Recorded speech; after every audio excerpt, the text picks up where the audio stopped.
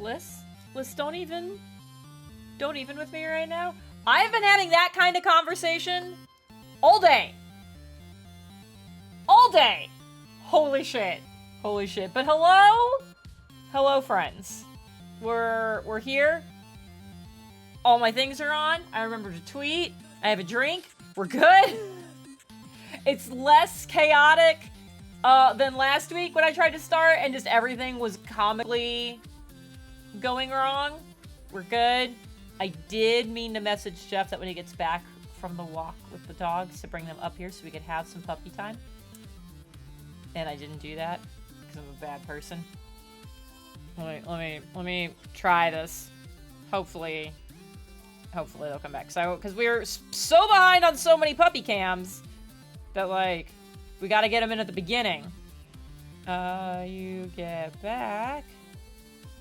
Bring pups up. Hopefully they're not all wet because it's been raining.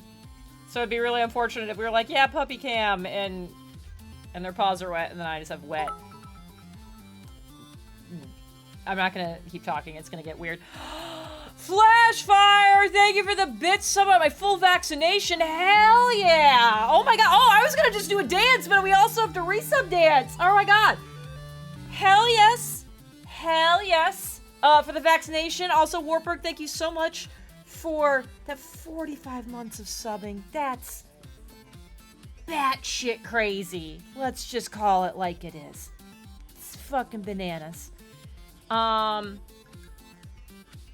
Speaking of bananas, y'all, has anybody been paying attention to the I think it's Apple versus Sony, lawsuit shit going on? Because someone tried to apparently imply that a peeled banana was lewd. And obscene. So, like, that was probably my favorite quote that's come out of that. It's been wild. Anyways, guys. How have you been? How's everybody's weekend? We actually had a little bit of sun for a little bit. It was great. Did the D&Ds on Friday at Gilding Light. Did the D&Ds on Saturday on Aaron's channel. Stressed about both of them. Opal almost died. Spoilers. Opal pissed off a beholder on Friday. And granted, that was a very intentional choice I made. I was like, I'm gonna piss it off and I'm gonna go over here so that way everybody else is safe. And since it's just a short adventure, if she had died, it wouldn't have been the worst thing. But it's still not great where a beholder's like, yeah, he's gonna target you because he's mad. It's like, that's fair. That's fair. I fucked him right up. Why is this not... Oh. I have a little cable management thing under my desk that's not being very cable managey because it came off my desk. And I was trying to figure out why. And it's not that I've been having a problem with, like, the adhesive not wanting to stick. No. The adhesive's still stuck to the desk now. It's the other thing that was attached to the adhesive came off. It's just a banana man, maybe my favorite quote ever. Right? Fun thing about Opal. We didn't talk about this. We'll talk about it now. Oh, turn that off. I don't think we ever mentioned this. And it's not as great because Sassy's not here. But I'm afraid if I'm doing it right now, I will forget. So I made Opal for the Gilding Light streams. Opal's a Fire Genasi bard, okay? So I made that, and I hadn't really told anybody about it. And then I went to go visit my family. And we were going to do family D&D night. I was going to run a game. And everybody made a character. And I didn't know what their characters were. Until I got there. And not the night of the game. It was the night before. I saw Sassy. And I was like, did you make your character? She goes, yeah. And I go, cool. She goes, yeah, I made a Fire Genasi. I've named her Opal. I was like, you're shitting me. We both, independently, for different games, it was not a bard. That's the only way this would have been more insane. But we both independently, for 2 separate games, without conversing, each made a Fire Genasi named Opal. It was wild. Sassy is here. All right, look, there's a lot happening in the chat, okay? Jesus Christ. When I said you weren't here, I'm looking, I'm scrolling back. Okay, you know, you did say hey right there. Just, oh, I was too distracted by yelling at Liz, to be fair. Ignoring Sassy because Sassy killed Jen in the space murder game. Yes, that's exactly what happened there. Definitely doing that. But yeah, no, it was crazy and it was fun. So I'm just throwing that out there. Look, Sassy, you fucking stream. You know how keeping up with a chat can be sometimes. Calm the fuck down. Adam hurt himself at work today. Oh, that sucks. I hope that ends up being okay. Had a fun weekend. Went to my sister's college graduation. Hung out with family. Nice. That's awesome. We don't need bananas. We have eggplants. I'm gonna just leave that alone. So, yes. Anyways, we're gonna play Persona. Conversations tonight are gonna be fun because stuff happens that James and I want to talk about, and like he'll make a little sticky note, and I always get a picture of it. I think we talked about this a little bit last week. It'll be like, here's my topics coming up. So like his sticky note is full. And I usually don't end up with a list because I'm like, most things I would think of are already on his list. Or I'm just like, I'm playing the game, like, I'm doing enough prep. I've had enough random thoughts that I have a list, and he has a list, and they're all over the place. Eggplants are delicious. No, they're not. Eggplants have a weird-ass texture, and they're gross and terrible. So yeah, so we're gonna have all kinds of good conversations. Some D&D, some not D&D. I have a couple stories on here that are not D&D. I know it's shocking, but we're gonna play Persona. We're gonna have a ton of free time. We're gonna try to get through all these requests, or at least as many as we can. I need my notebook that tells me when things happen. And it's gonna be great. It's gonna be great. We're gonna have a good time. Lists are great. Lists are great. You are absolutely right. It's wonderful. But let's get over here. Come on. Come on. There it is. There's always a delay, and I don't know why. I was with you in your war against watermelon, but now you're besmirching eggplant, and I can't say... No! Eggplant's fucking gross! Eggplant's so gross. I don't know what made me say that quote. I've had eggplant. It's not good. There we go. See, Ashley, the connoisseur of food, has said eggplant is gross. What date am I even on? The 2nd of October. We're, like, cruising, man. It's a good time. How's everybody? Like, we already, like, heard some things from people. But, like, just, like, how is everybody? Oh, it's an evening. Okay, where am I at? Today's a Sunday. I can't do any of those things. I guess, like, I could work. Oh, I could make lunch for tomorrow. I was gonna say I should save. I'm so paranoid after the super failed food experiment. I literally just started the game. I have saved. It's good. Spend the evening making tomorrow's lunch? Hell yes, we will. Please be a food I've heard of, or can at least pronounce. You have the ingredients to make kakuni. You decide to make, okay. Put pork, ginger, and water in a pot. Okay, this sounds delicious. Question mark? What flavor should you add? Oh, no! Mirin, sugar, sake, salt, sugar, soy sauce. Oh! Oh, no! I don't know what this dish is. Okay, okay.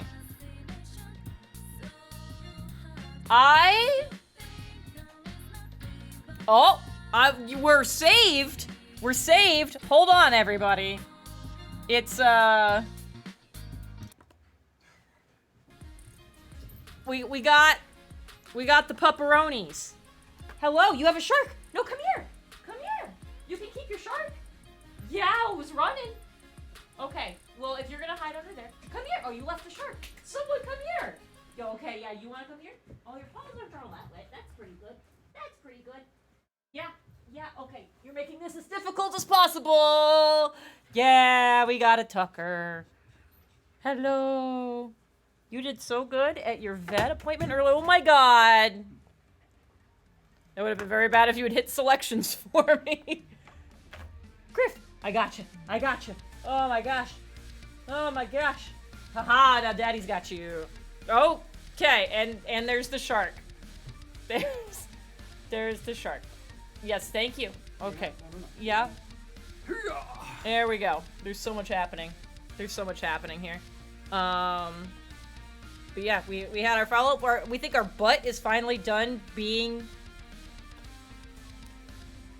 I cycled through several words and all of them were accidental bad puns. So we're gonna not with that. Hey, V2, what's up? Oh, I found a burr.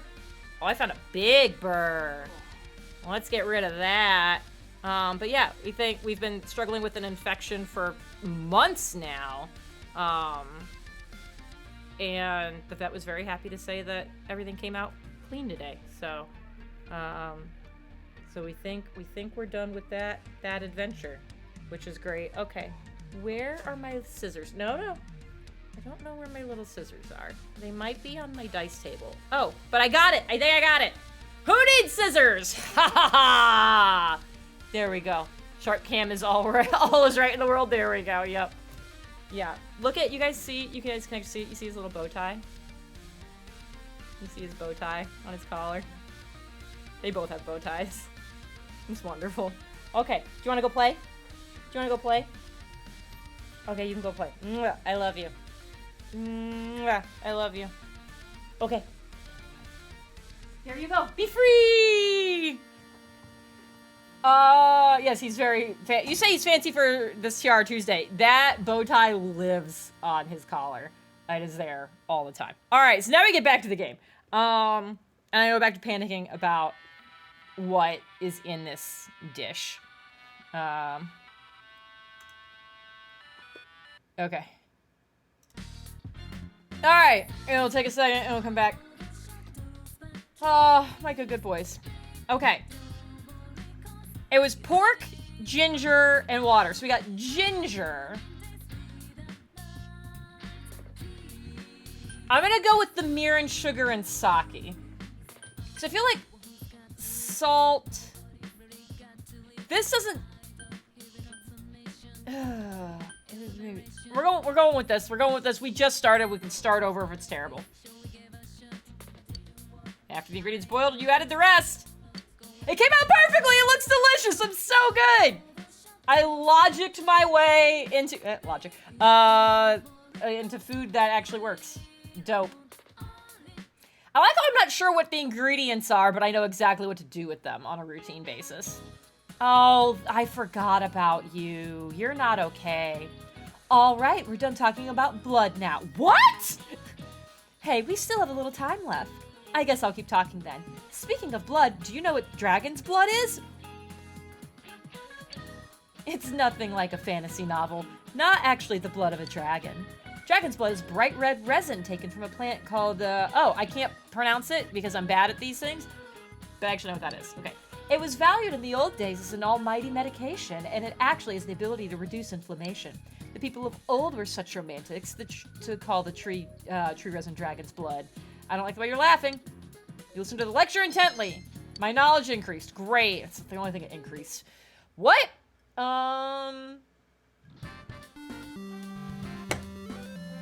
Hey, honey, thank you for that resub. Oh, God. I knocked the TR. We're good. We're good. Lunch break. Yeah, let's eat lunch. Who am I? I feel like I'm behind on kanji. So, like, let's eat with kanji. We'll do that. I need a cooking stream where she makes Persona 4 foods. Oh, that would go terribly. That would go terribly. I am not a chef. I cannot cook. I can bake. I cannot cook. Ate lunch with kanji. You ate tender. Nope. Can't do it. This stuff's awesome. Yeah, it is. My own mom can't cook this well. Am I making my school lunches? Oh my God. It was Kanji's favorite. Yes. Perfect. Get some points. Get some points. All right, classes have ended. Waiting for Naoto to recover. We said Rise is only available like at the end part of the week, right? I think we said that. So, oh god, I can't do like any of these things. Because Death is only on Sundays. You guys gotta stop putting Death on here. Death and Rise. Well, we do have a kanji. So let's go try to find kanji.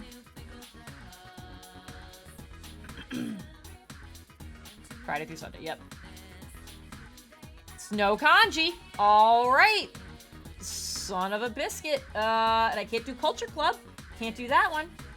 We're gonna go look for, Adachi, I guess. So, into town. Y'all really want me to hang out with the people that I literally have no control over? Am I hungry? Probably, yes. God damn it, okay. I guess I can do whatever the hell I want. So that's cool. Mondays. Daycare! We're gonna do daycare! Haven't done that in a hot second. Do I want to go buy anything? Do I need to go buy anything? I don't think I need to. I'm okay. I should hit the... whatchamacallits, vending machines. Lowest social rank is available. Oh, so you're putting a lot on there. I think that's the ones I'm trying to get to. Yeah, kanji I desperately need to spend time with. Like, this is bad. Although, like, it's not as bad because I don't take him into fights. So, like, that's not the worst thing. Oh, the fox. Oh! What's happening with the fox right now? I don't remember. I'm gonna have to look. Yeah, so we're gonna go hang out with you. Yeah. Quests. A girl from the shrine. Girl wishes to overcome her nervousness and tactlessness. James told me about this. Is that somebody? And he said it wasn't where it was raining. I think that's somebody at the school? I think it's somebody at the school. We're gonna go back to the school real quick.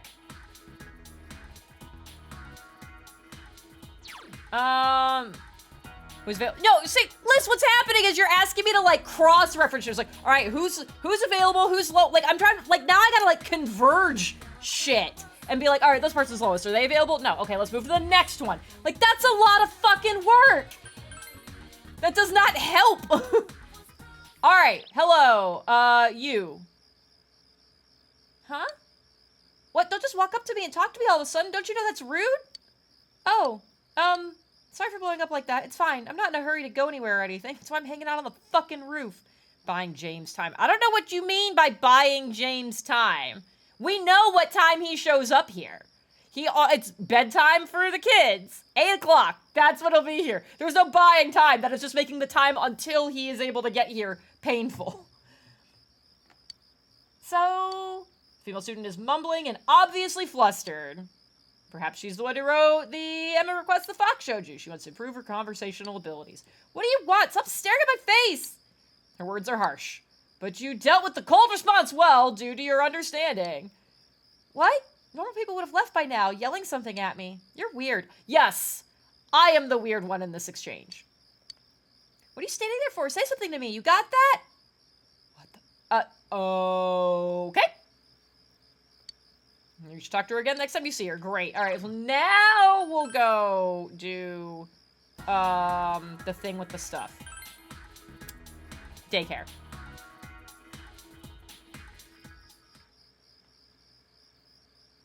Yes. Okay, that's fine. So, nothing awkward. I'll just progress it. It's fine. Considering how normal you are and how weird the rest of the town is, you are strange. Yeah, the fact that the person who, like, was the first one who could be like, I can just go into a TV, is the normal one, that's saying a lot. Okay, where's my list of the skills that I'm still missing? Knowledge, diligence, and understanding are the ones that aren't maxed out yet. Okay. Yes, 8,000 yen.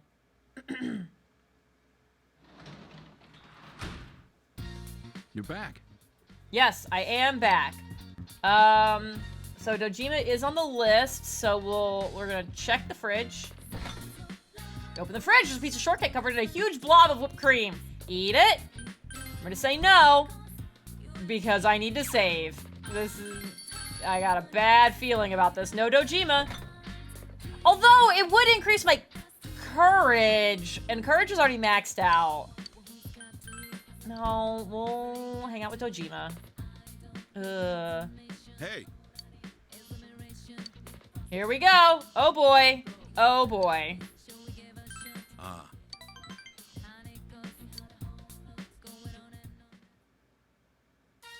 Dojima pushed Natsuko to your room for some reason. now then. First off, It seems Dojima has something in mind. sorry, but can you go call Nanako down here? You just made her go to my room, not even her room, and now you're like, no, bring her back? Take your time. What does that mean? What are you doing? Called Nanako as Dojima ordered you to do. You told me to go over there. A cake? Wow! Okay, well, I don't know why you were secretive to me about this, but okay. What are we celebrating? Well, today is a special day for us. A special day? That's right. Today's the day when you, me, and him become family. What about before? Well... anyways, it's the day that we become a real family. I don't really get it, but it makes me happy. Like, Dojima, I appreciate what you're doing, but you didn't put quite enough thought into this. All right, let's eat. Yeah! You spent an enjoyable time together. Imagine if you eaten it. Oh my god, what if that was the cake? Holy shit! Holy shit! Was that a coincidence? I did just save. We could find out. Natsuko used up all her energy and fell asleep. Well... sorry about making you go along with this.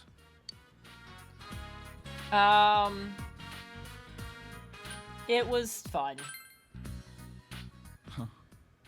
You're a nice guy. You sound surprised! Is it because you still think I'm a Felt like I needed murderer? to do this to draw the line. And I wanted Nanako to know.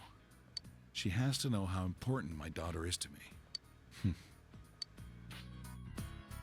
She's looking more and more like Chisato. Her smile, her strong attitude. She's 5! It was hard for me to even look at Nanako's face, because she reminds me so much of Chisato. You've said her name differently every time it's come up. You just said it on the last dialogue screen, and it was different. Chisato died because she went to pick up Nanako. There were times when I'd come close to believing that. But even then, I can't count the number of times she saved me just by being there. If I was living by myself, I would never have thought about taking you in. Because you wouldn't have had a reason to, but now that you get a live-in babysitter... I think I was scared. Scared to have someone else around. I was afraid we'd become a family. And then I'd lose it all again. Well, I am gonna leave in a few months. I was running away by chasing a guy who'd run away himself. It was almost funny. Kojima's smile looks sad. I've been scared this whole time. That's why I used revenge as an excuse to not spend time with her.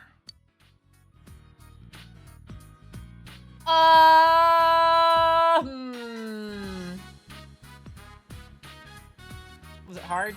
Don't do that. Yeah, it was. Kojima's voice is choked, but he has happy music Running, notes. Regretting. That crap all ends tonight. Oh, strong I'm not words. gonna lose the things that are important to me. Dropped a hard C. Never again. Oh. Oh, this feels foreshadowy, and I don't like it. You can feel Dojima's strong resolve. Yo. Oh, 9! Holy shit, yes.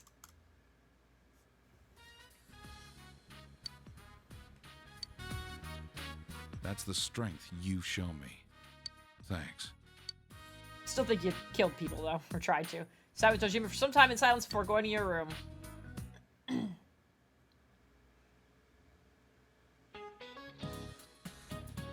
Alright, great baton work. It's the most important part of a relay. Keep practicing. Alright. I didn't know where that was going. Baton handoffs in track relays are more difficult than you would expect. I ran track in high school. I was part of the relay teams for varsity sprints. Bad handoffs are way easier to have happen than you would expect. Like, whoa. Doesn't matter how fast you run. If you drop the baton, you'll lose valuable time. It's not about dropping it. It's like there's only the thing about, okay, if you've never paid attention to it, the way all relay races work for track, no matter the distance, is there's like a defined window over which that handoff has to happen. If you ever looked at the track, there's the triangles that point towards each other that are like around a curve or whatever. The handoff has to happen between those triangles. And if it happens outside of them either before it or after it, disqualified. That's it. That's the end. It has to happen in that space.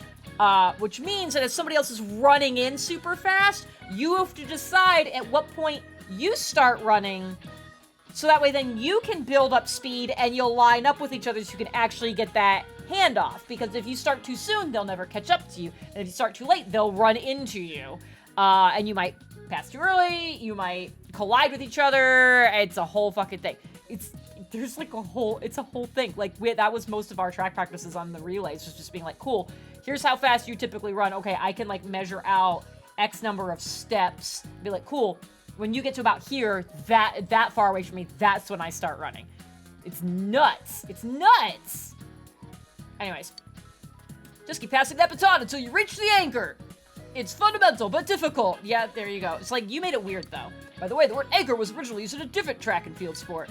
How about oh no. Which of these sports also uses an anchor?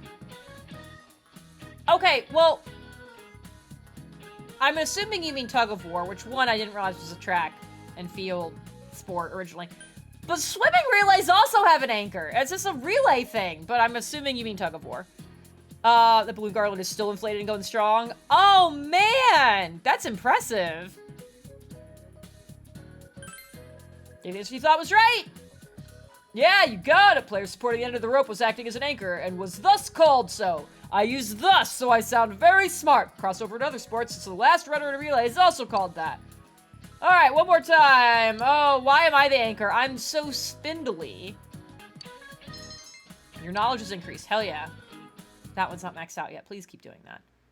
After school. Glass is vended. It's raining.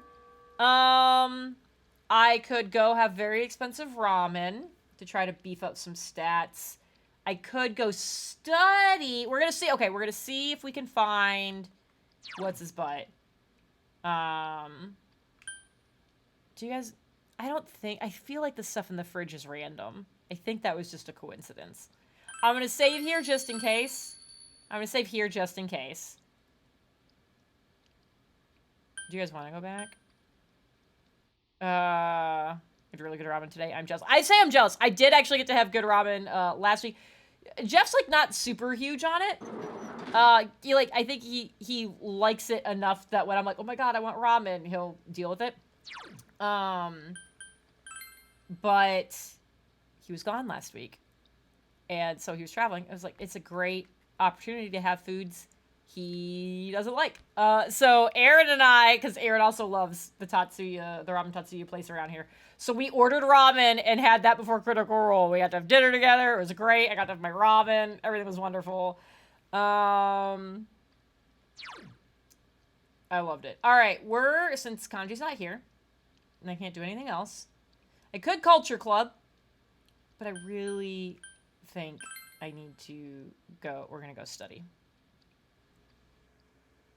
Hello, I'm ignoring you. Library's this one? Yes, spend time at the library. Yeah, it was great. We ordered it. I went and picked it up. I brought it over. I got to hang out with the puppy. We got to shoot the shit. It was great. Yes, knowledge increase. Yes. Yes. No! Fuck! Alright. I swear next time I'm in town, I'm not visiting people. I'm there for ramen. Welcome back. I was very, very happy. Okay.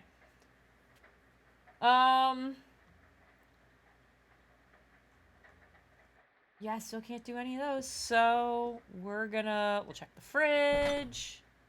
Catches your eye. Okay, it's a Tuesday. Can I tutor yet? I feel like I can tutor. I'm gonna try it. I don't think I've been to tutoring at all. Oh no, it's gonna be a new social link, isn't it? It's also so much money. So we're gonna try it, but like, oh no. Is Adachi out? No. Okay. Can I still not tutor? Is that a thing that I still can? Oh, I never did these things. Oh, can I do the other thingy-madoohickey? There's the not the vending machine, but like the capsule machine that only works on rainy days. I wonder if I can do that one right now. Or for some reason it doesn't work at night. Okay, give me all these sodas, yo.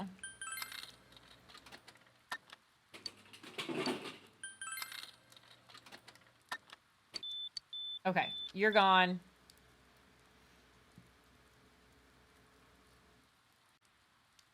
Okay. I don't remember where the other... Oh, I think it was back there. This. Yes.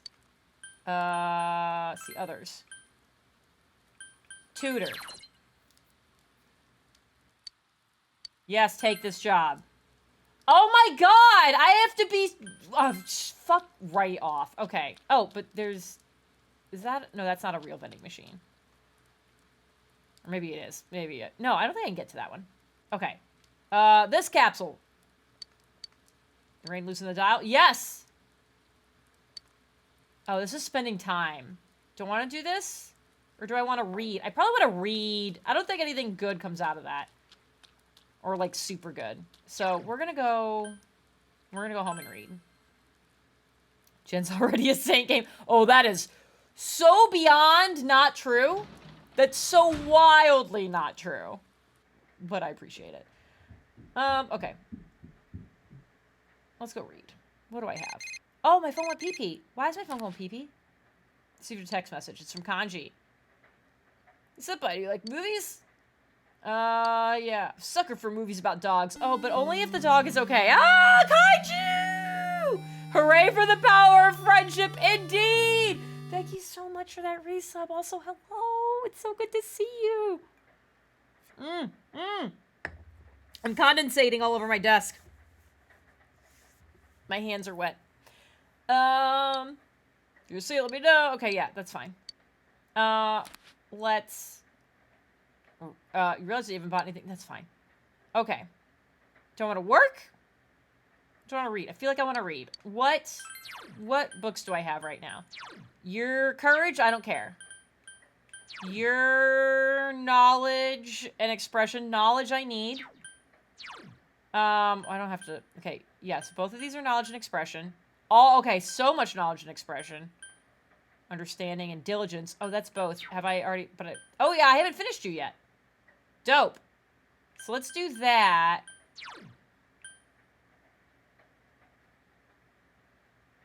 Huh. I get more out of eating ramen. Yeah.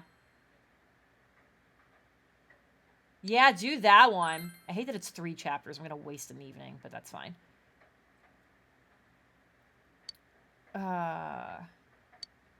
You feel if you put this advice into practice, it will toughen your body and mind. Yes. Okay. I'm trying to imagine, like, I love ramen. I love going to our ramen place that's here. But the idea of eating what this game's equivalent of like that mega challenge is, and like eating so much that I think I'm going to die, that does not sound appealing. I was really like, when we had it last week, I had all of it, and I was like, it's the same amount I normally have, but for some reason, I guess, like, since it's been so long, my body was just like, I don't know what to do with all of this ramen.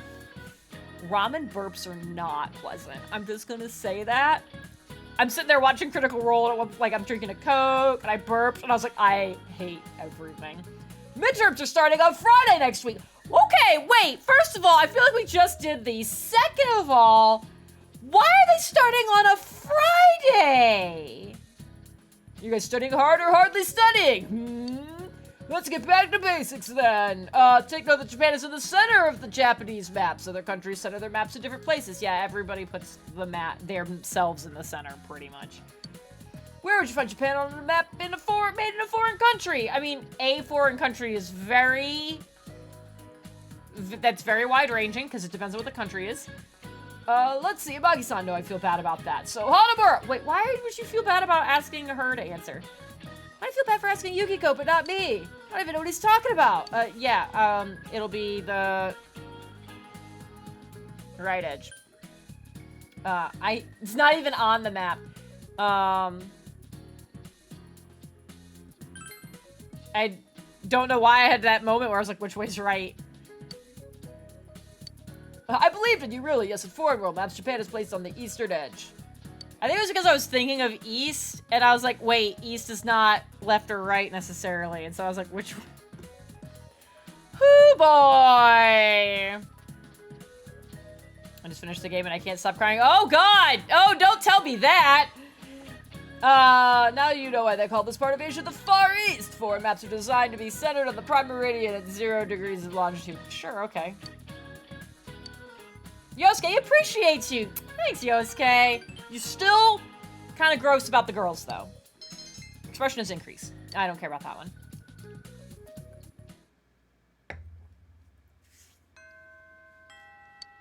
Ready for Naoto to recover. Great. Let's save again. It's still raining. Let's see. It's a Wednesday. It's a Wednesday. Okay, we can go to the hospital tonight. It's raining, so I know the girl's not going to be around. We'll see if Kanji's around.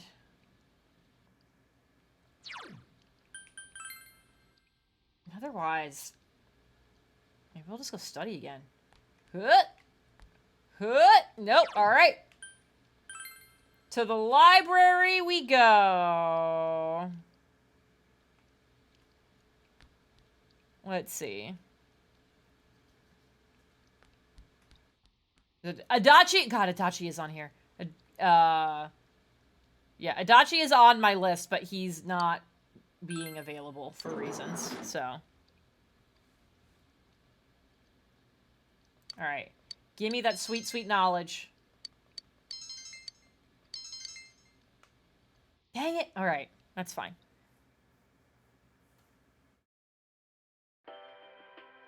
And now, the weather. Oh, this would be the end of the shit! The week ended on a wet note as rain clouds moved into the area. As a result, a thick fog is expected to form in the Inaba region later tonight. This would be the you fucked up moment. Seems the SOG will fed in tonight? Wow! Cool. Alright, nailed it. Okay, nothing catches your eye. That's great. We're gonna go to the hospital tonight. Dang it! It's fine, whatever.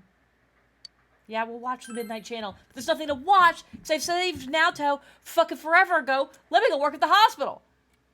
I know that she's fine. God damn it. Excuse me. Fog is set in! The SOG is fed in.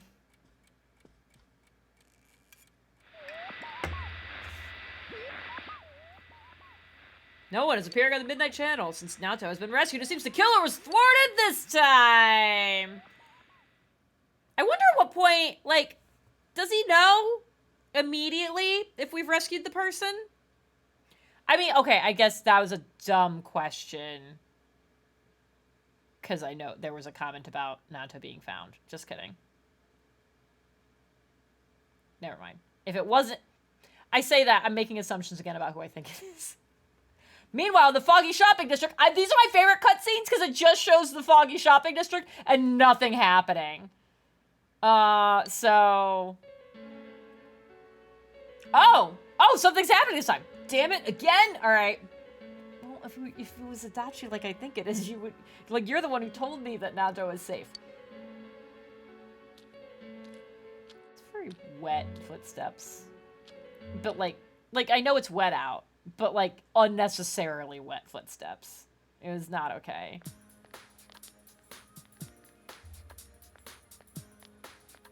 Hello? Are you feeling better now? Yes, thanks to all of you. I'd like to thank you once again for what happened. Don't mention it. But hey, your uniform.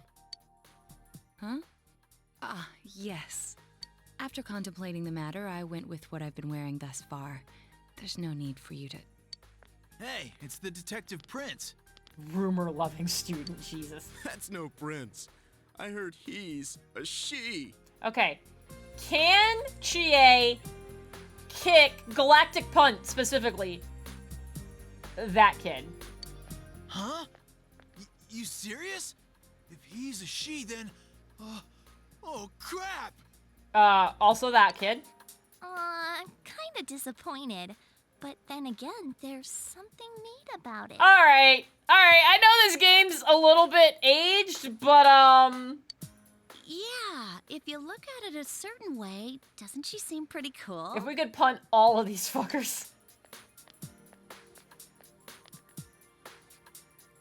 My, rumors spread so quickly.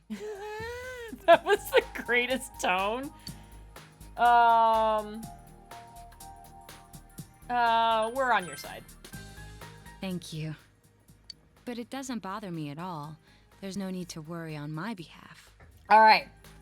I'm gonna need to know where I find Naoto, because I know that I need to get through that, that social link quickly, and Naoto is actually on my list. So now that they're gonna start being available. So please, treat me as you did before. Okay, well, we treated you like the weird kid, so... That aside, I'd like to discuss the case with you all. We're dealing with a kidnap and murder case perpetrated by someone lurking in this very town. And it isn't over yet. Let's go over the finer points after school. Boy, oh boy. Hey, look, it's after school! Junes Food Court. First, I heard the doorbell ring. But when I opened the front door, I saw no one there. Just as alarm bells sounded in my mind, someone grabbed me roughly from behind and covered my mouth with something. Holy shit! I was like, how'd they get behind you? God. Immediately afterward, I was put into something like a sack and most likely carried on the culprit's shoulder. And no one saw this? Wow, how could you remember all that? The culprit seems to have used a chemical to incapacitate me, but luckily I wasn't completely unconscious. Holy shit! I had been expecting a trick along those lines, so I was somewhat prepared. How did... And of course, I was desperate to gather as much information as I could. No wonder you're an ace detective. That ain't something to be proud of. You are too damn calm about all this. Judging by their actions and body type, I'd say the culprit is definitely a man. Fucking Adachi. I heard no conversations or voices, so I believe he is acting alone. It's after that things get murky. I felt a single impact, which I assume is when I was thrown inside the TV. But the time from kidnapping to that point seemed too short. It was a matter of minutes. So you were immediately thrown inside the TV after being kidnapped. Oh, could there have been a TV on the side of the road?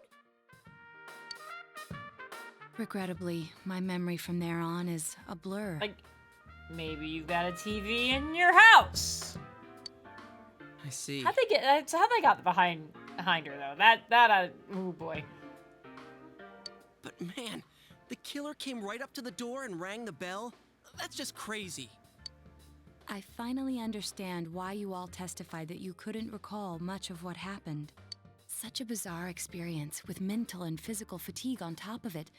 It's only natural to be confused. And going by the surrounding circumstances, my kidnapping and everyone else's were near identical. There is no question that the culprit is the same in each case. So, that Mitsuo boy who said he killed King Moron. That one's true. Everything makes sense now.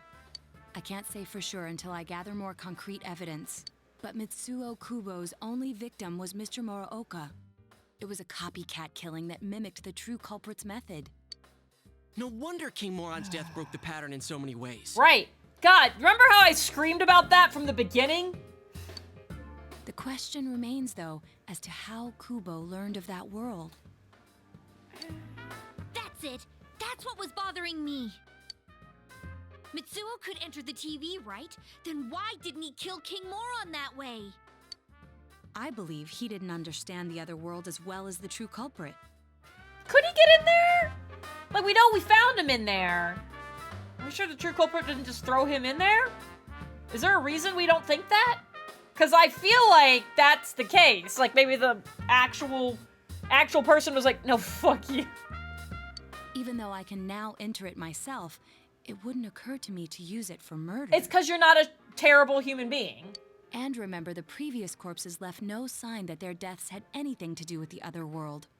After Kubo became wanted, leaving him with nowhere to run, he probably thought for the first time, what if I put my entire body into the TV? The bizarre condition of the corpses that caused such commotion is probably because they died on the other side. It's a simpler explanation than figuring out why the killer would risk disposing of the bodies in such a way. So we're at the exposition of everything you've already figured out part of the game. Got it. Which means their inexplicable condition of being hung on a foggy day wasn't due to the culprit making a statement. Much of our speculation could be tested if we could ask Kubo in person. However, I've unfortunately been taken off the Unfortunately, he's investigation, dead. and I highly doubt that the police will believe any of this. Yeah, no, don't tell them anything. They wouldn't admit that it wasn't Mitsuo in the first place. Once you've said something on TV, it's not easy to admit you were wrong. I believe the primary cause of my dismissal was because I raised that possibility to them. The police won't readily concede that they made false charges. All the more so if the accused is a juvenile. In fact, the overwhelming sentiment with the police force is to end this case with his arrest. Even if it's possible there's another killer? I don't give a fuck. Those dickheads. I had a feeling that would be the case. Not that I trusted him in the first place. I'm with you, Kanji. But, Naoto, if you were that calm when it happened to you, couldn't you have, I'm not saying you should have caught him, but isn't it kind of sad for an ace detective to go down that easily? Yosuke! Detective, not like a fucking soldier. Also, a child! To tell you the truth, I was really scared. I'm sorry. You don't need to apologize. Yosuke needs to apologize. Fuck you, sir! It can't be helped. None of us could resist the culprit either. Don't forget, Naoto-kun is younger than us, and she's a girl. What? No, that was an unnecessary addendum. Oh yeah, that's true. I keep forgetting when I see her talking like this.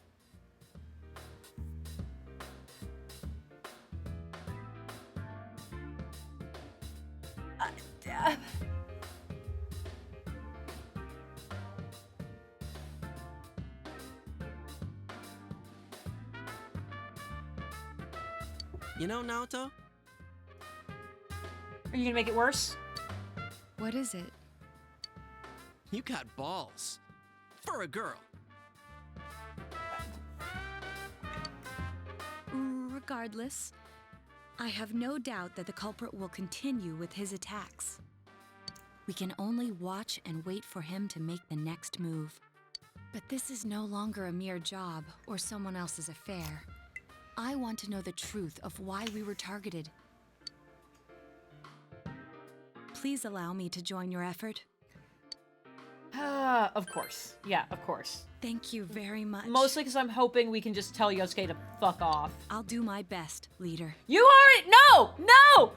Wow, you can't already, like, be like, yeah, you're clearly the leader. Like, oh, this is— Have we talked about that? Like, I know James and I have talked about— Have James and I talked about it on a Persona stream, about the leader conundrum in Breach? Because that's been a conversation repeatedly. Also, a thing we poke fun at each other for. Nato, join the group! She'll definitely be a strong asset in solving the case! Hell yeah! Okay, good, we have talked about it. We don't need to do it again, then. Since I'm the king of the geniuses, I knew it would work out this way. No. Teddy, no. Ta-da! Now Chan's glasses. Okay, that's fine. Yes, Liz, that is it. Okay, so we have clearly talked about it. Thank you.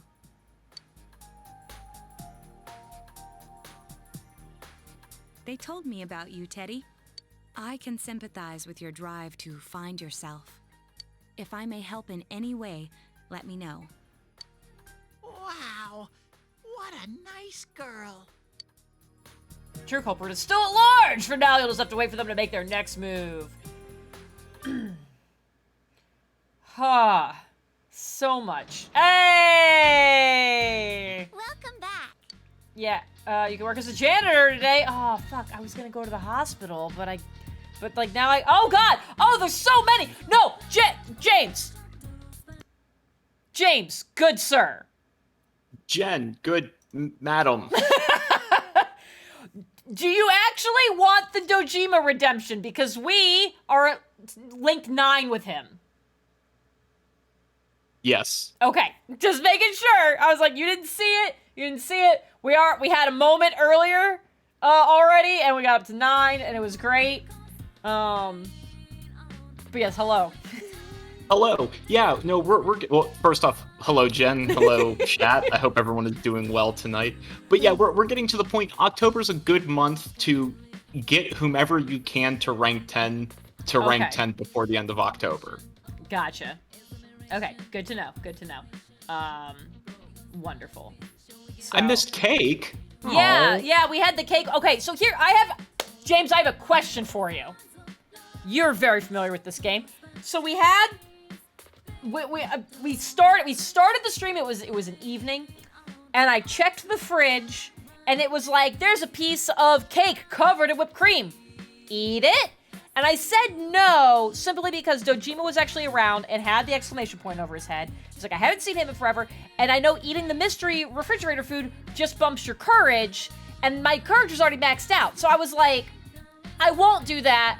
I'll go hang out with Dojima instead. And then I hung out with Dojima, and he, did the whole thing where he's like, here's a secret cake to, celebrate us, being a family together, or whatever stupid thing he said. And Carl pointed out, man, what would have happened if you had eaten the cake? Was that random that it happened to line up like that? Or could I have fucked that whole thing up by eating the cake? I'm not gonna lie, I've never actually had that happen in all of my playthroughs, so my homework for next week is I'm gonna go to the YouTubes and see if that is a thing. That's incredible. When I saved after that, I put it on a separate file. We could go test this, but that happened and I was like, oh my god. I thought the food in the fridge was random, and it couldn't have known I was gonna go hang out with Dojima that particular night, so I was like, probably just a coincidence, which would be a wild coincidence. But, maybe coincidence. Anyways. That would be very funny if, well, I did have a cake for you, but someone appears to have eaten it. Change the entire cutscene. Alright, I was gonna go to the hospital, but I guess I will hang out with Nanako. God. Yeah, the reason I suggest the rank 10, so when you get an Arcana to rank 10, it unlocks the quote-unquote ultimate persona of that Arcana, which would be very helpful for fusions as we're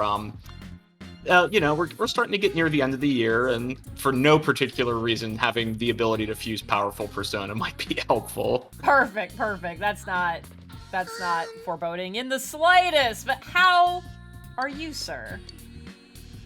I'm doing well. I had a long day, as my Tuesdays usually are. My Mondays and Tuesdays are just filled with meetings, but it's good. I can't complain too much. We've talked a lot about D&D already, so I hope chat is prepared for all of our shenanigans. We haven't really talked about D&D here tonight, so that there was a random thing of me going, have we talked about this yet? Excuse me. And that's about it. So we're still good. We're still good. Good. Oh, now Alyssa, no, because we're not a high enough level yet to complete Margaret. Gross. Did something happen? No. Rather, I'd like to have a doctor examine Teddy. What? What does that mean? Doctor? What does that mean? You mean a vet? That's funny. The normal kind, actually. If you're free, I've scheduled a checkup for him after school today. I don't... A thorough physical examination might be a good first step in figuring out what Teddy is. I don't think this is a good idea. And I thought it might be a good idea for the rest of us to get checkups as well. Well, like, maybe that, but also no on the Teddy thing. We should see if the fog over there or the power we've gained have had any negative effects on our health. I mean, if they have, I've had it for like 6 months longer than the rest of you, so like that's a problem. Since you all have been active on the other side far longer than I have, you should definitely be examined. I'm not consenting to this. Negative effects? Don't drop scary stuff on us like it's nothing. Yosuke, you're not allowed to have an opinion anymore because you were like really inappropriate and terrible in the last conversation. Yeah, What? Yosuke wildly inappropriate? No. I was so mad. I want to kick him from this team forever. I want him to go away. I've arranged to have Man, Kanji-kun and like, Rise-san remember looked at when as I well. liked him and I was like, yes, this is going to be my boyfriend in the game and I love it. And then he got gross and terrible and I'm very upset about it still. About all this. Are you Like sure most you're high not school an adult? flings, it ends terribly once you get to know them. Her height's a big giveaway. Yeah, though. if you had stopped talking, this would have worked way better. Well, I'll see you all after school. Naoto is now team mom and I love that for them. Yes, she is definitely the mom friend.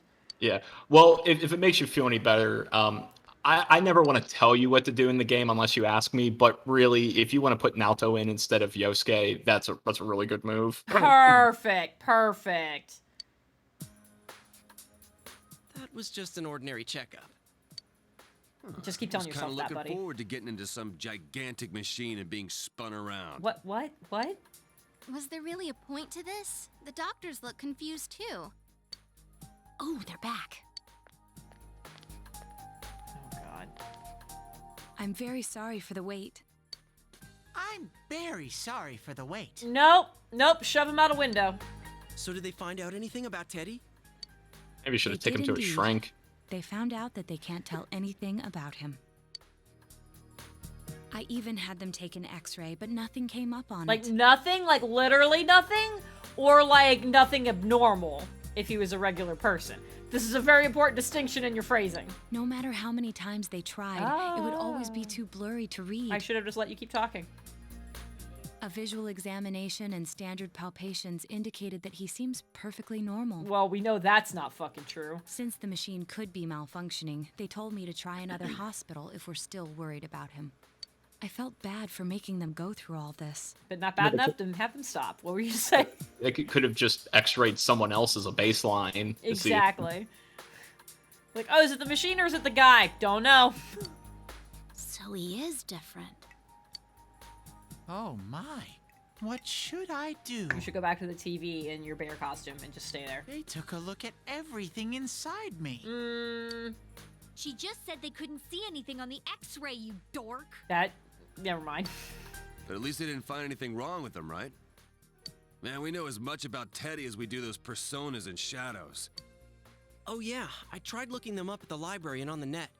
What? I want to know what that Google search looked like. Right? I just want you to know, I don't know. You probably can't tell because I know you have the stream up, and so you see my stuff on a delay, but I still don't think you actually can put this together. When I exclaim something at you, instinctively, I look at my microphone. Every time. And I don't know why, because I know you're not the microphone. I know this. I don't do it when we're playing D&D But when we're doing this setup, I want to talk to James. I look at my microphone every time. That, I guess Jen has opened it up for everyone. I actually am a microphone. I'm sorry to disappoint everyone. It's hard being a microphone American. Personality. Yep. I'm sorry to out you like this. I didn't mean to. But there is someone who wants to say hello, so let me get my headphones out.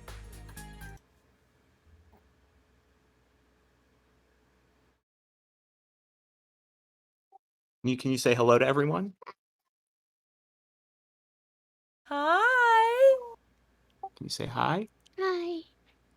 So I am on push to talk now. Can we hear her better now, or is it still a little? Yes, I can hear her. Can you say how are you? How are you? I'm good. How are you, sweetie? Good, thank you. I'm good, thank you. Did you have a good day? Yes. You did have a good day. What did you do today?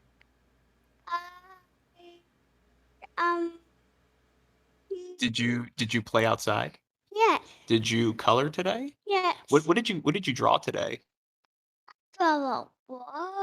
We love drawing roads. Oh.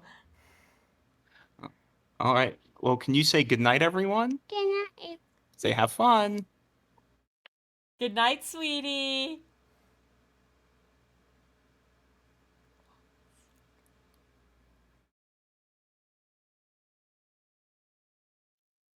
All right, we're good to go. Hey, all right. I have to remember to hit the button to push the talk now. Do you need a second to switch it back? Well, I mean, is my sound quality coming in better versus other times, or does it sound about the same? I mean, it sounds about the same. So, I don't know if having a push to talk means you'll have less of your, like, weird connection issues that randomly pop up. I don't know. Well, let's do an experiment tonight. I'll do push to talk for the entirety of the night, and we'll see if we have better connectivity, so I don't get all robotic and football referee. So that sounds great. Everyone place your bets on how often he forgets to hit the button, and it's like, why is everyone ignoring me? I mean, I just assume everyone ignores me anyway, so... Fair. This is fair. Oh... Sassy, your baby will sound that adorable, and I totally jumped on Aunt Jen on that one. You're good. I just wanted to make sure it was acknowledged. So as long as you got it, we're good. I can't really explain. Oh, Liz saying 9 entire times that you do that. That's many. I performed my own research after the incident. Persona and shadow are common psychological terms. Oh, God. Oh, see, this is like the long, drawn-out exposition part. And it's like, yeah, we don't need you to pull out a dictionary here. Thank you. Of course, the ones we are familiar with don't quite fit those definitions. I can't believe you bothered to Google this. That bothers me that fucking Yosuke was like, you know what, I should do some research, and just went to Google and thought if he typed in persona that he'd get results that explain literally anything that's happening. And now Joe's kind of encouraging it. Maybe Persona 3 came up, and he's like, oh, is this what happened? Weird. To come across. A shadow is suppressed power, and when controlled by one's ego, it becomes a persona. Okay, wait, Naoto actually did find something? Now I'm more confused. Hold on. It becomes a persona? What does that mean? They're basically the same thing? I feel Kanji's facial expression right now. Just like, this conversation's not going anywhere. Can we please leave? Well, then again, all those shadows we beat the shit out of did turn into personas. Who cares about the details? It doesn't matter what they are. They get in our way, I'll crush them. Except you won't, because I literally don't take you in there. But continue. Still, I couldn't find any information on how they're related to the other world. I'm surprised you can't find any information about other worlds in reality. There's some things we do know, though. I don't like the tone Teddy just had, and I'm a little worried about this is going to take a gross direction. I got a bunch of awesome data with me. It's kinda embarrassing that I'm the only one who had personal details shown to the world, so... What are you doing? Oh. Where did that come from? Nowadays, information wants to be free. Therefore, I'll break the ice by announcing the results of everyone's physical exams. I think that's a PHI violation there. Yeah. Teddy, how do you have them? What? No, you won't! Give him to me now! Please punt him. Ooh, first place in the shortest legs division is... What? Was that a measurement? Like these doctors measured legs for everyone? What? Anyway? Yeah, I'm with you. I am actually with Yosuke on this one. What did they measure here? Look, if you're gonna blab at all, you might as well tell us the girls' measurements. Oh, no, there he goes being gross again. Kick him out a window. What? Are you a complete and utter moron? Yes. Would you like me to look up the ICD code for what out of window is? Yeah, I think that might be useful in a second. Sure, go right ahead. My profile's been public knowledge for ages. Rise, no, that's not the point though. Oh, but my bust size is 2 centimeters smaller than they print. My agency insisted. Okay. I think you might need to like take her out to dinner and have a talk with her, Jen. Yeah. Just like yeah, we need to have a conversation. No, don't say mine. Aw, I bet guys won't care what size you are, senpai. now, Jen. I don't know what like standard physicals are like for ladies. Are these standard fields that are taken? No, they are not. Okay, just checking. I have never. The only measurement with a ruler of any kind that is taken is how tall are you. Nothing else is not part of a standard physical.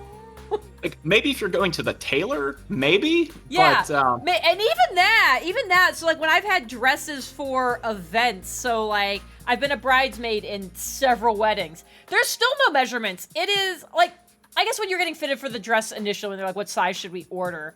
They'll take a quick measurement. But even that, like they still don't get like too in your business about it. Like if you say I know my measurements, they go, oh okay. Like.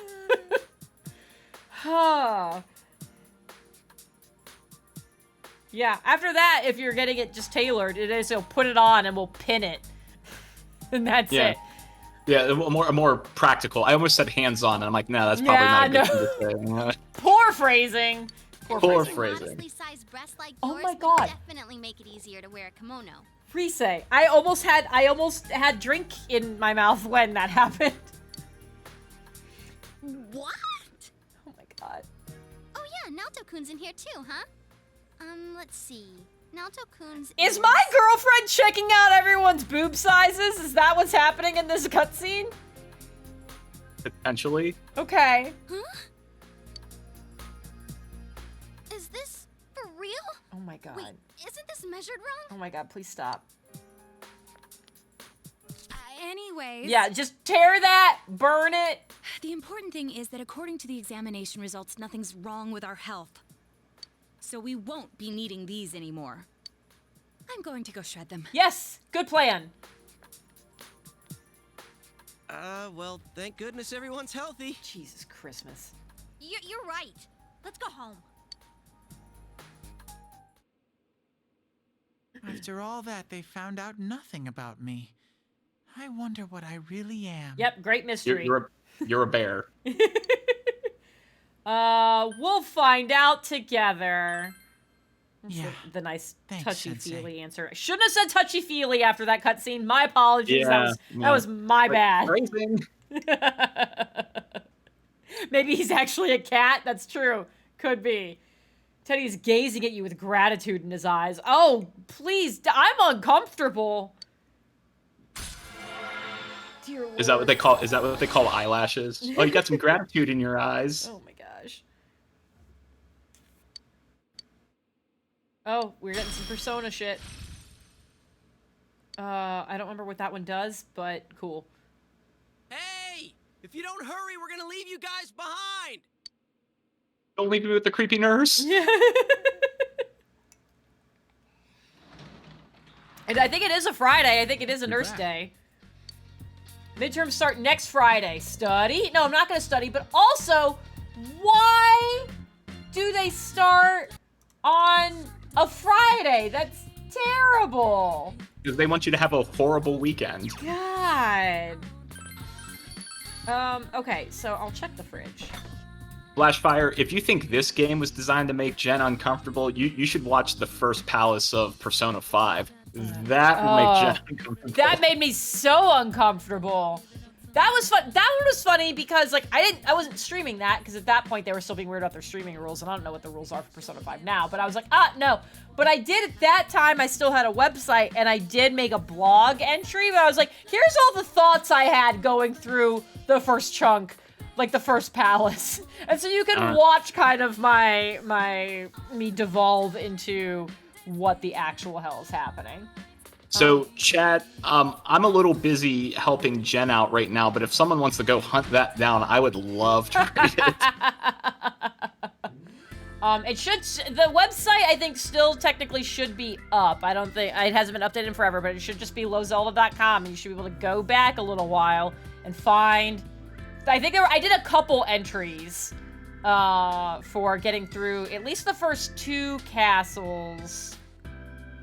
I'm trying to remember all the castles. Did I do 2 or did I do 3? I think I just did 2. So I think there's 2 or 3 blog entries of me being like, what the fuck is happening? We're gonna go to the hospital.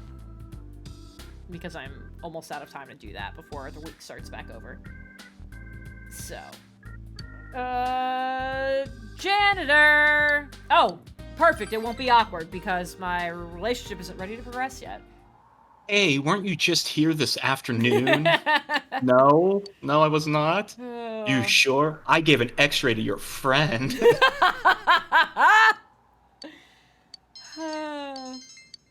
Yeah, I don't need any more courage. No, leave! Good work. Can you report today's progress? All right, anyways. I earned money. Let's leave before anything gets weird. Great. You think she's the one who's paying you? Like, does that make it more awkward? No, why'd you say that? Exams start next Friday, but I'm just not in the mood for schoolwork. I feel that on a deep spiritual level.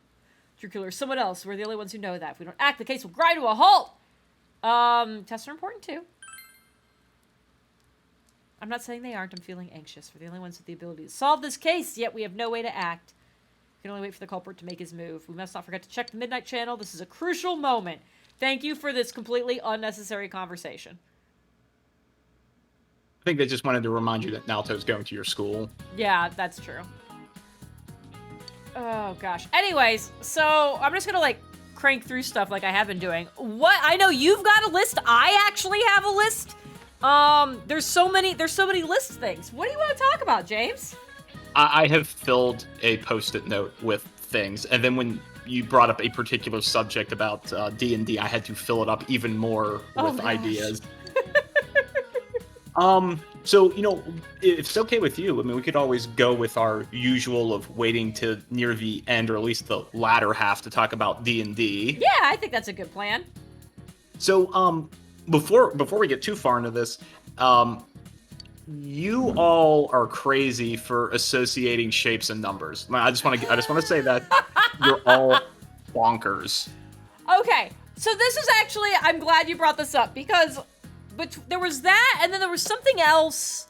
Oh, I think what ended up kicking that off was the idea that like 5 times 5 equals 25 is the same energy as like Friday. And like 7 by 7, or 7 times 7 equals 49 has Thursday energy. And you're like, and a bunch of us were like, yeah. And you were like, what the fuck is wrong with you people? And so I thought this was a very interesting thing. Do you not have, not necessarily that you would think of that, be like, when I think Thursday, I think 49.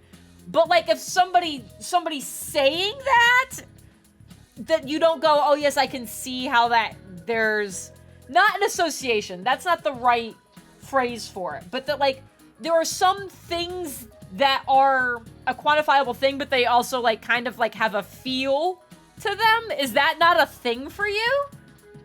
It is absolutely not a thing for me. see, to me, that's why, because I, like, you know me, I am very scientific. I just inhaled my own spit. So take that how you will. And I disagree with the 6 times 6 is Wednesday. That I don't agree with. But there's something about 7 times 7 being Thursday. Like, yes, that Thursdays and Novembers also feel like the same thing. But there are some things that, like, that feel, if you told me to describe, if you said, what shape are even numbers? I'd be like, what the fuck is wrong with you?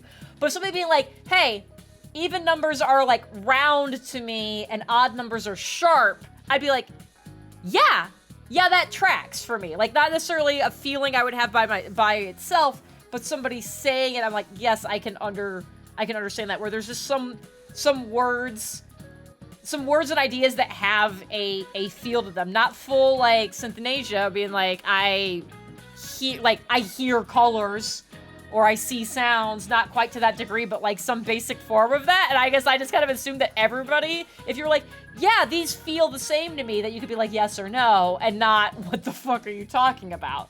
Like, the idea that you don't have that is throwing me.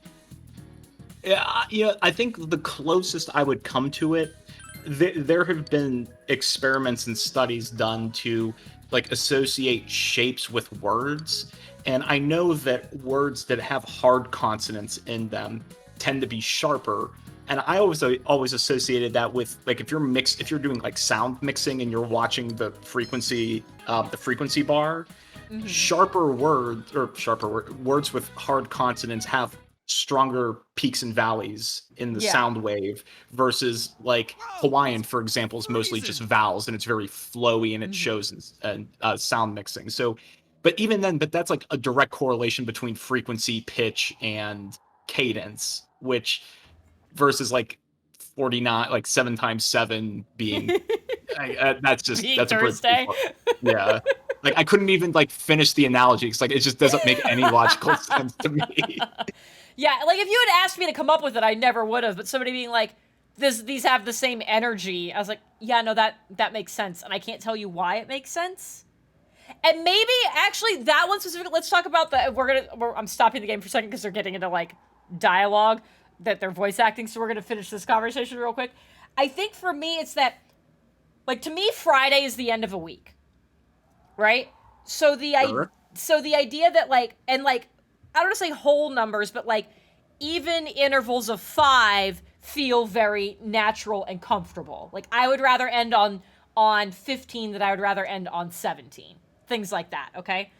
So somebody's like, yeah, Friday has, like, 25 energy, where it's, like, 5 times 5. Like, yes. I'm like, that makes sense to me, because I'm like, I look at it like a work week is 5 days, and so I can see where the 5 comes from, and I would want to end on an even interval of 5 to end my week. So yeah, so, like, all those things track for me. And I was like, that makes sense because of, like, the other associations I make with that day of the week.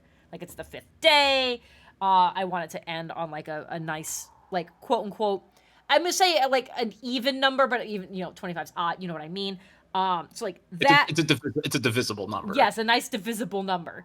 And so then the idea of, like, Thursday has 7 by 7, 7 times 7 energy. I'm like, that makes sense to me because it is just 1 shy of 50, which fulfills that, like, we are 1 shy of one of those even 5s, and it's like, it's almost there. Like, it's like that kind of, like, series of thoughts happens just very quickly in my head. It was like, yeah, Thursday has 49 energy because it is almost an easily divisible 50, which has that interval of 5, which indicates the end of that week. I'm like, all of this makes sense to me when you say it like that.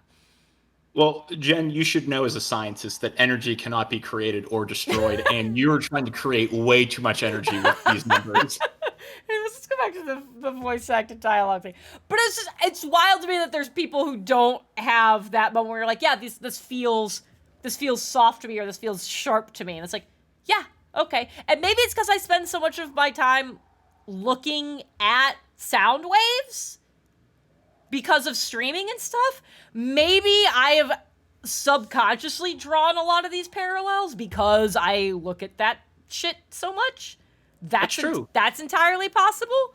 Yeah, I think that's possible if you're exposed to it enough. Yeah, let's go with that. That makes me feel less crazy. Do we need to take you to see a doctor, Jen? Probably. Look, you know what? I'm gonna write that on the list too. That's something we're gonna go back to. Actually, I know I need to go to a doctor for a variety of fucking reasons. I'm gonna add that to my running list. Anyways, cutscene. Why are we getting together on the roof on Action. a day like this? Yeah, what's this urgent business about, Yosuke-senpai? Oh, I agree. Daylight savings is fucking useless and it needs to go away. Anyways. Seriously, I was busy handing out flyers at Juness. Hey, I saw you hitting on girls just outside the school gate. In that costume? Yeah, like, that's my question. Was there some kind of progress in the case? I thought that's I was gonna ask if there was progress in the hitting on the girls. I need you guys. You have to help me. You're the only ones I can rely Oh on. no, you're gonna make us work for you. Can you please keep this weekend open? This weekend? Does this have anything to do with that event at the Inaba police station that's been canceled? What are you talking about? The idol Kanami Mashita was scheduled to gosh. be the honorary chief this Sunday. Okay, that sounds like a dumb thing, but continue. Oh my gosh! The famous Kahneman is coming all the way out to the boonies. Throw him off the She's roof. taking on jobs like that Yeah. already. Oh I god. bet he'll bounce. Seeing a lot There's of her on so TV. many layers to how Maybe bad she this belonged to the same conversation agency as is. You, Rise-chan. I mean, if she's coming to Inaba now, the agency's obviously trying to use all the fuss about me to their favor. So what's the big deal about that being canceled, Yosuke-senpai? There was going to be a big sale at Juness to take advantage of the event, but now it's down the tube. How is Teddy blushing? LEDs? It's not a joke. The police took forever to decide on canceling the event. My dad's really in a fix now. He worked so hard to put this whole thing together, and I can't stand to see him like this. I can't just let it go. I heard that the police couldn't prepare for the event because I had gone missing. Jerk. I'm sorry. This is my fault. Yes, it is your fault. You're the worst. No, it's not your fault. Don't blame yourself. But yeah, it does seem like that's Oh what my happened. god, Yosuke, no, you can't just say that out loud. Okay, so you called us up here. What do you want us to do about it? From the way it sounds, I gotta say, I don't think we can be much help. I want everyone to help me with a bunch of different tasks. Rise-san, well, if you could, do an event at Juness. Oh my god. So who should punch him Want me to first? Rise, substitute for you. Kanami? Yeah, I feel like Rise should get first swing. She gets the surprise round, and then we'll just all roll for it after that. First off, no one was going to be surprised. Second, what a gentleman of you. No, don't do it. Do not give in. Stand up for yourself. Be strong. I support you. Is it really that bad? I'm sure it is, but it's his problem. By my popped collar, I won't allow this. I don't know. I may be his son, but I'm still only a part-timer. It's because he doesn't want to pay you benefits. But my dad's being awfully nice for some reason. I think it's possible that he might get fired if this thing falls through. If that happens, I might have to transfer schools again. Seriously? am I No, gonna do please, that? don't leave us, Josuke. Don't. No. Singing and handshakes only. No autographs and nothing that I can't do as a high school student. Otherwise, I'll get in trouble. What does that second part mean? I don't know. I have many questions. I know I don't want any of the answers, but the questions are still there. And I'll only do it if you all get on stage with me. No. What? Wait! I'm no idol! It would be troublesome if people came to try to recruit me to be an idol. I don't think you have to worry about that. Because Yukiko's beautiful. Me too. I already have an exclusive contract with Juness. I think you guys are worrying about the right things here. Okay, yeah. Thank you, Kanji. But if you're gonna sing, what are we supposed to do on stage? Oh god, we're gonna be backup dancers. I need a band. Oh of no, course. that's I'll worse! make this very clear. I can't use pre-recorded tracks. Whoa, there's no way we can pull off something like that. Please help me, but not like that. I have some experience playing the keyboard. My grandfather suggested that I take piano lessons when I was younger. That's I have one. one that I can bring as well. You're up for this? This incident is a result of my actions, after all. I will do whatever I can to help. Naoto, thanks. If it's music you need, I have a guitar. Never really played it though. That does not surprise me. Yosuke would be the guy who has a guitar that he's never played. I'm just gonna go to the park with my guitar. I'm not actually gonna play it, but I'm just gonna be hanging out at the park, putting out some vibes. Oh wait, I accidentally bought a bass once. I think it's in storage. Oh, that also tracks. How do you accidentally buy something like that? I bet you just thought it was another guitar. Probably.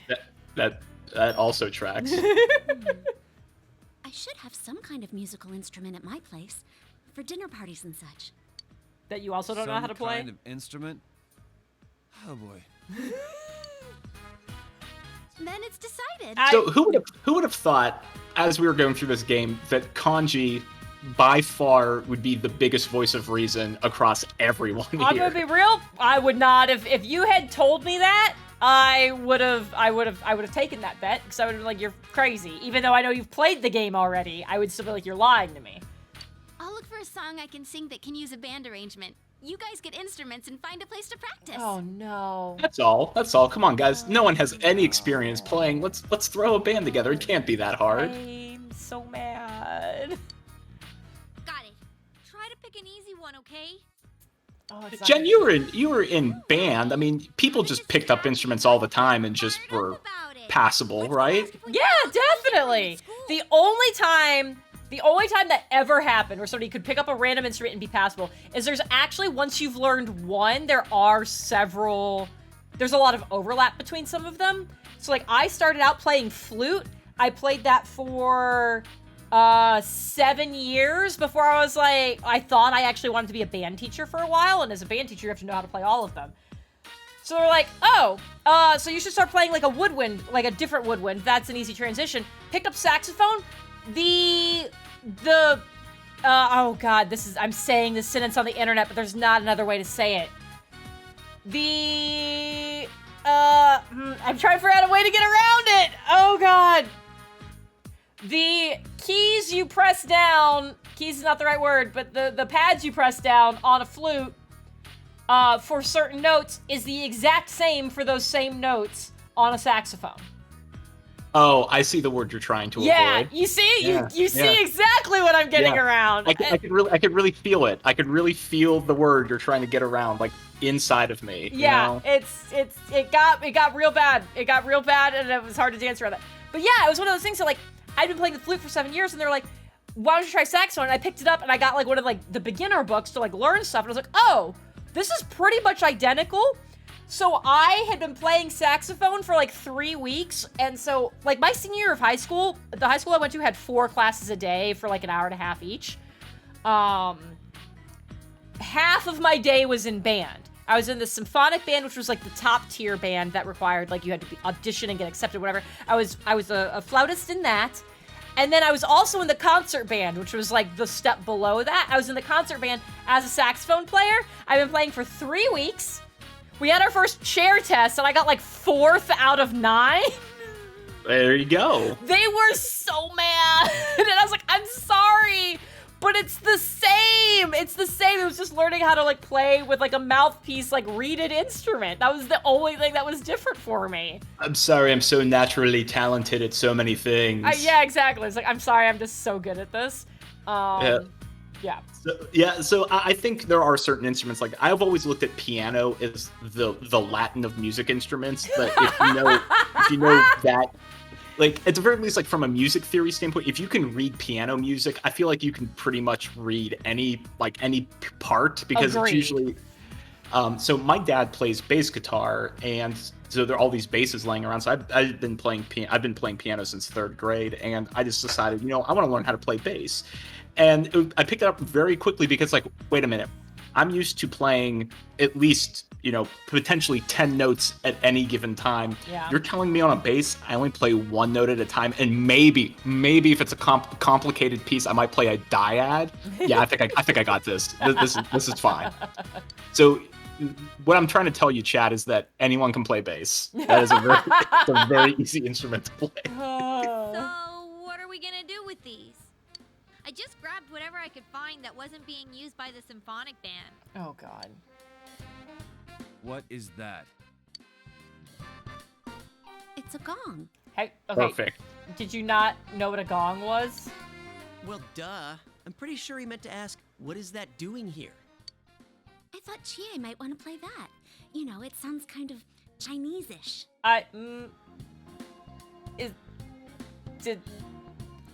Never mind. Yeah. Yep. Does it really matter in this case? I like that Mozart, Bach, and Beethoven are up on the back. Try Yes. holding these. Huh? Are they maracas? Yes! Yes, that is the I see. only instrument Yosuke is qualified to handle. Yeah, you do look like that when you're fighting. Try summoning your persona while you're holding those. Please don't. Okay, you know what, Carl? If you're gonna shoot shade at me, all right, listen. Latin is a perfect analogy for, like, if you know the language. There's a lot of other languages that use Latin as a root, so it's very easy to get from point A to point B if you understand the root language. I can't summon it here. Numbers and having feelings of energy in days of the week, that's a bit of a stretch. It's a bit of a stretch. Carl, I appreciate you. Also, I know we won't actually get into D&D right now, but can we just say real quick, Carl's memes are fucking on point. They are very much on point. So good. It's honestly the only reason I haven't banned them yet, but really.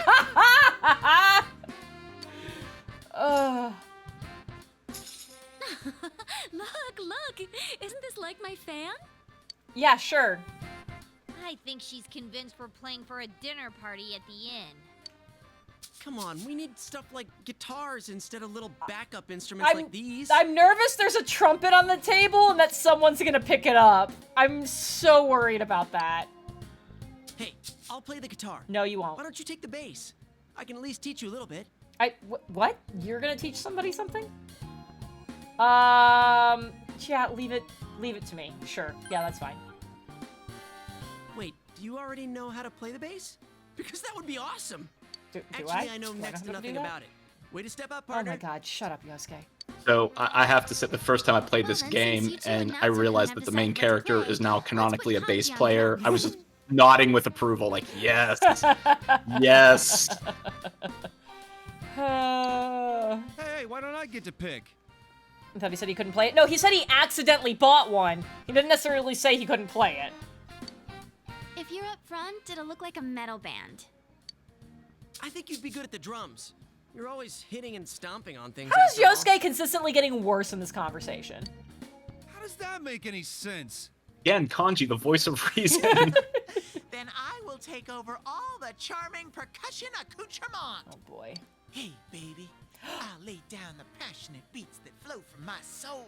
Okay, the problem is that exact sentence I can just feel Sam Riegel saying it, and that's very upsetting. Like, you also pictured him in the sound booth saying that uncomfortably close to the microphone. I did.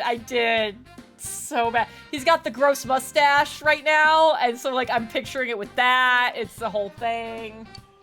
So, a fun story about Sam Riegel. I follow Eden Riegel, his sister, on Twitter, and for Mother's Day she posted a picture of her mother, and a very young Sam was in there as well. Oh, and it's like, oh, I still can't unsee you as Teddy, even at a young age. It's just like I feel it. I feel the Teddy energy already. How about the chorus? There is a part for that. Singing? Oh no. No, can do. We'll hold something. Let's see. What looks easy? Chie feels like a cymbals girl. Perfect. I think that's what just happened. Nope, she picked up the trumpet! No! Oh, doesn't this at least look like Trumpets a are band? easy, right, Jen? No, they're not! Oh, God. Yeah, I don't think it looks bad at all. Yeah, I'm glad they're all here to... Everyone's gonna come just to look at us look like a band. We don't have to actually do anything. Oh, no. Chie, no. It's not doing anything. Okay, this is exactly what I expected. Wonderful. Okay, Yukiko, that's actually not... Like, yours should still be doing something. Chie is absolutely just blowing through the trumpet. She's absolutely just doing that, and that won't do anything. I almost said something to how trumpets work, which sounds just as bad as hand technique, let's say. It's a technique. Yeah. Yeah. Yeah, okay, Joe has it. You blow raspberry. Yes, that's a much better way of what I was about to say. I so badly want to know how you were gonna say it, but also I'm not gonna make you say it. that's for the post game chat. Perfect. That's how it is for everyone when they start out. Anyway, No, it's we not. don't have much time, so let's start practicing. Oh my god. What's with all the tadpoles on this paper? Oh. Oh no. Boy, Teddy. Oh yeah, I don't know how to read music. Oh my gosh. This is gonna be fine. Joe, thank you. Transfer schools after all. You all practice on your own until it gets dark. You decide to meet again tomorrow. God, that's bad.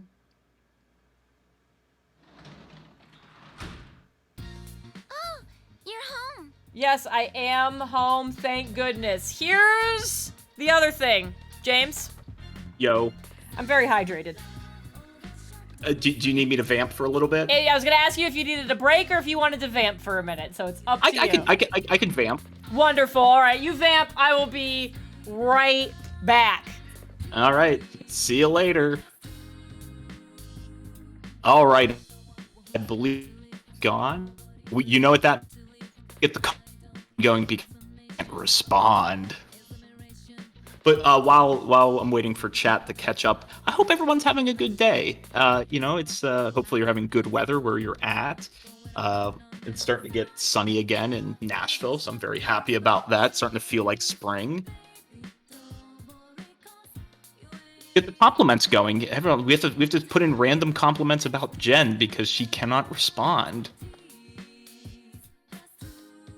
I also thank you all who come to the breach and watch and support us there. It's a lot of fun to see a lot of familiar faces.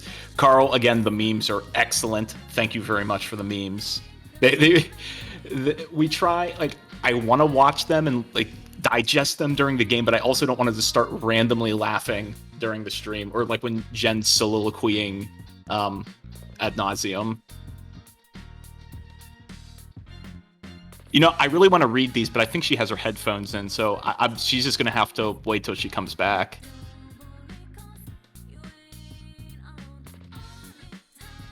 Okay, now some of these are just plain lies now. I think that's a little mean to mix in a lie or two there.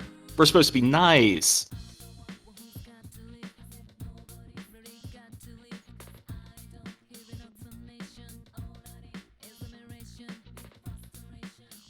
But yeah, Carl, the crying flute player, that broke most of us. Like, we were breaking down on camera when I saw that.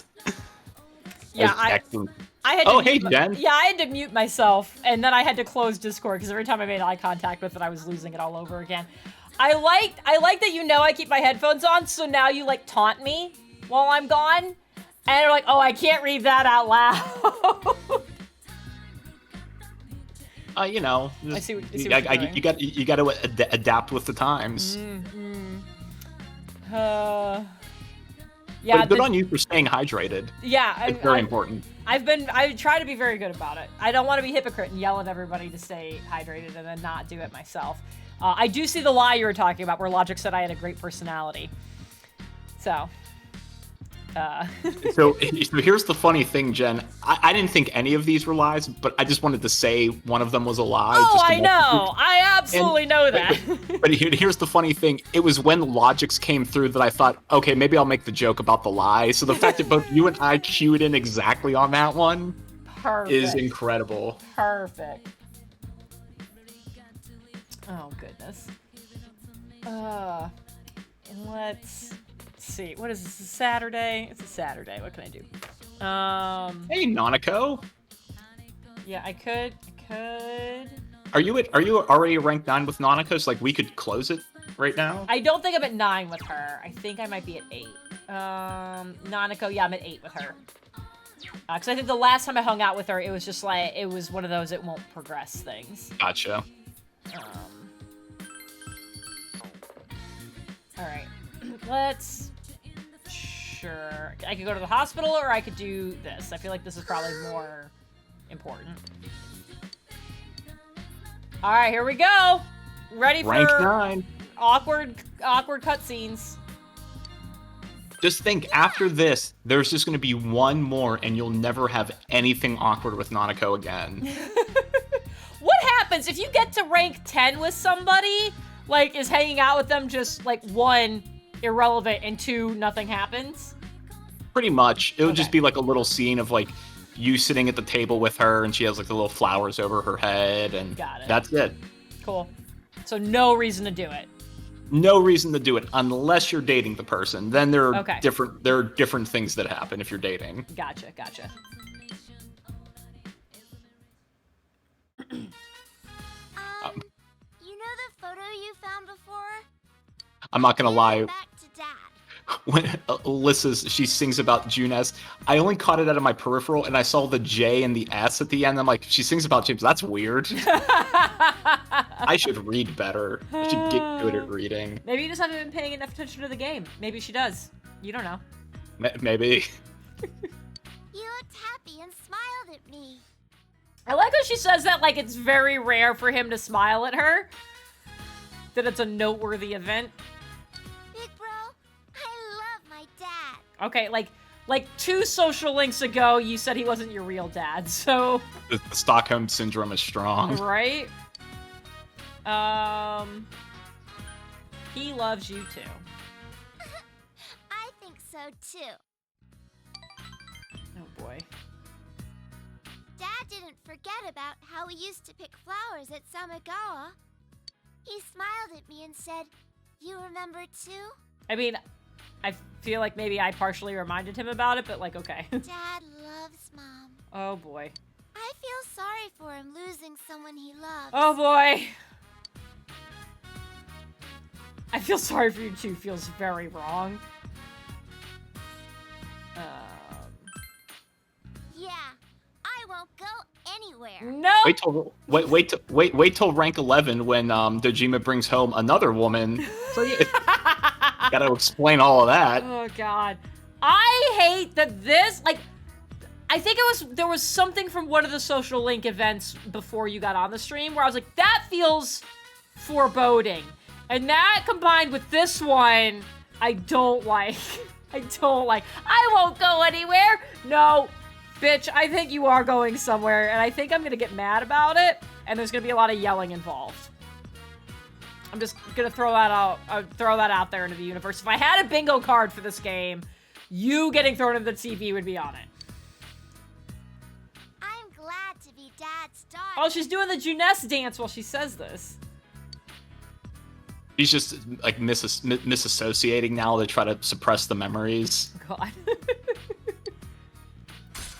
Alright, give me that rank 9!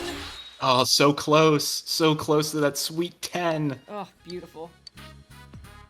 It's your turn to talk. Nope, I don't want to say shit. It's just about Nanako's bedtime.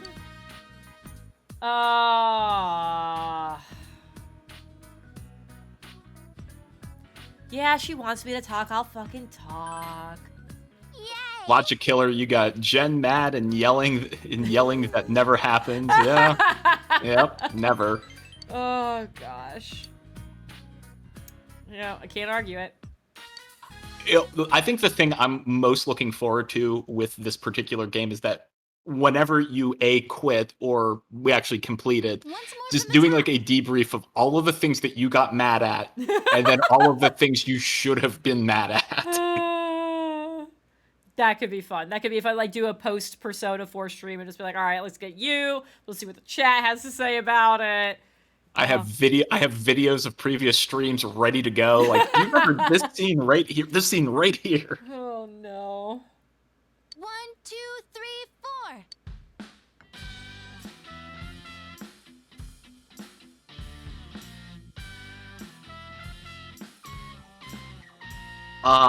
It's it's wonderful. I'm gonna be completely honest.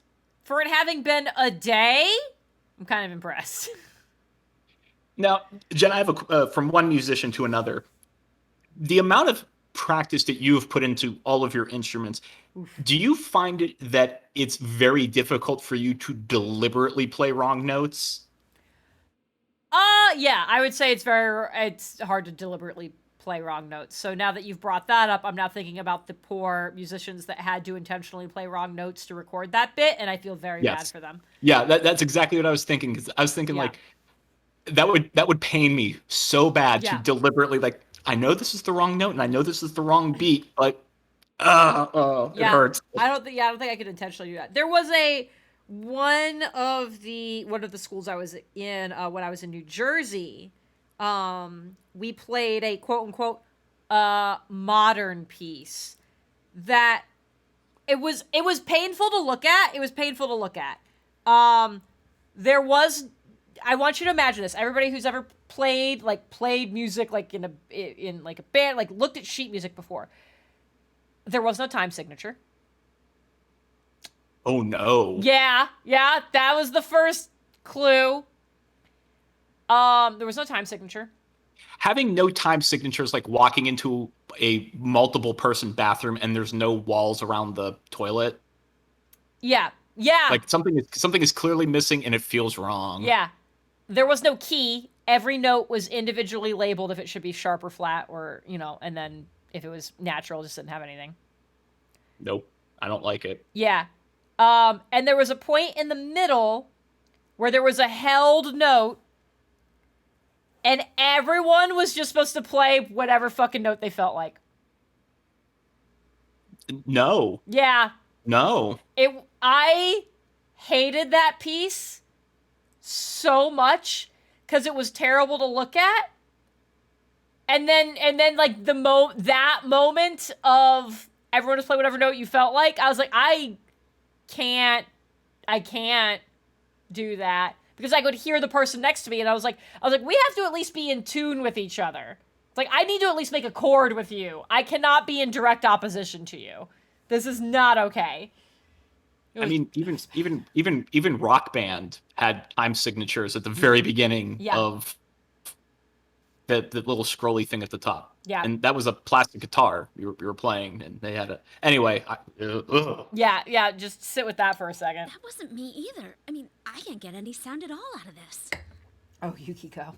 Is there a reed in there? Did you forget to put the reed in? That would actually explain all of this. Because, like, there's no way she's not getting any sound. Like, if the reed is on there, unless the reed's on there, but it's, like, upside down, it could just be too open. That's what, no. No, just stop. A bizarre sound suddenly rings out. An overturning of the expected cliches found in today's sound. You get it? I like how Wartburg's, like, gonna need a supercut of yelling at Yosuke. Man, if somebody's been marking all of those and wants to do that, fucking do it, please. That would be incredible. Oh, I get it. That means Teddy did it, doesn't it? Huh? That reaction overturned my expectations. How did he play an out of tune note on a tambourine? Like, I don't, Kanji, I'm with you, but like that, no. He hit the cowbell on the offbeat. I could tell you exactly what he did in technical terms. Good idea. My fingers are all stiff. Gross. Nice follow-up now, Chan. I think I'm falling for you. Teddy, no! Let's just ignore this bear.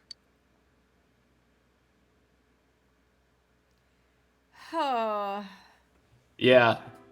That's Are we really going to manage kids, this? you can't throw a band together overnight. It's impossible no matter what we do. There's just not enough time. Is Yukiko gonna finally figure out how to make noise out of a saxophone? Also, where's your neck strap? The power of her persona is lifting it up. Show some spirit. Like a You really get into cheerleader. that do or die spirit sometimes. Well, you made me the leader, and that was your fault, so. But that seems fitting for him. That's right. Everything would have been for nothing if we give up now. A real brawl doesn't begin until you got your back to a wall. No, that just sounds like you're a terrible We're here to fighter. start a Yeah, band, exactly. Not a fight club. I mean, we could start a fight club. Would people want to see that at Juness? Meet me in the TV, 4 o'clock. It's not just about Yosuke now. I'll simply feel angry at myself if I give up. Don't worry, Yosuke-senpai. I agreed to do this, so I'll do it. I didn't say anything pathetic like, I'll do what I can. Wow. Wow. Yeah, who says I'll do what I can? That's such a lame thing that people say. Jesus. I'm going to get a huge crowd, no matter what. And they will go home satisfied.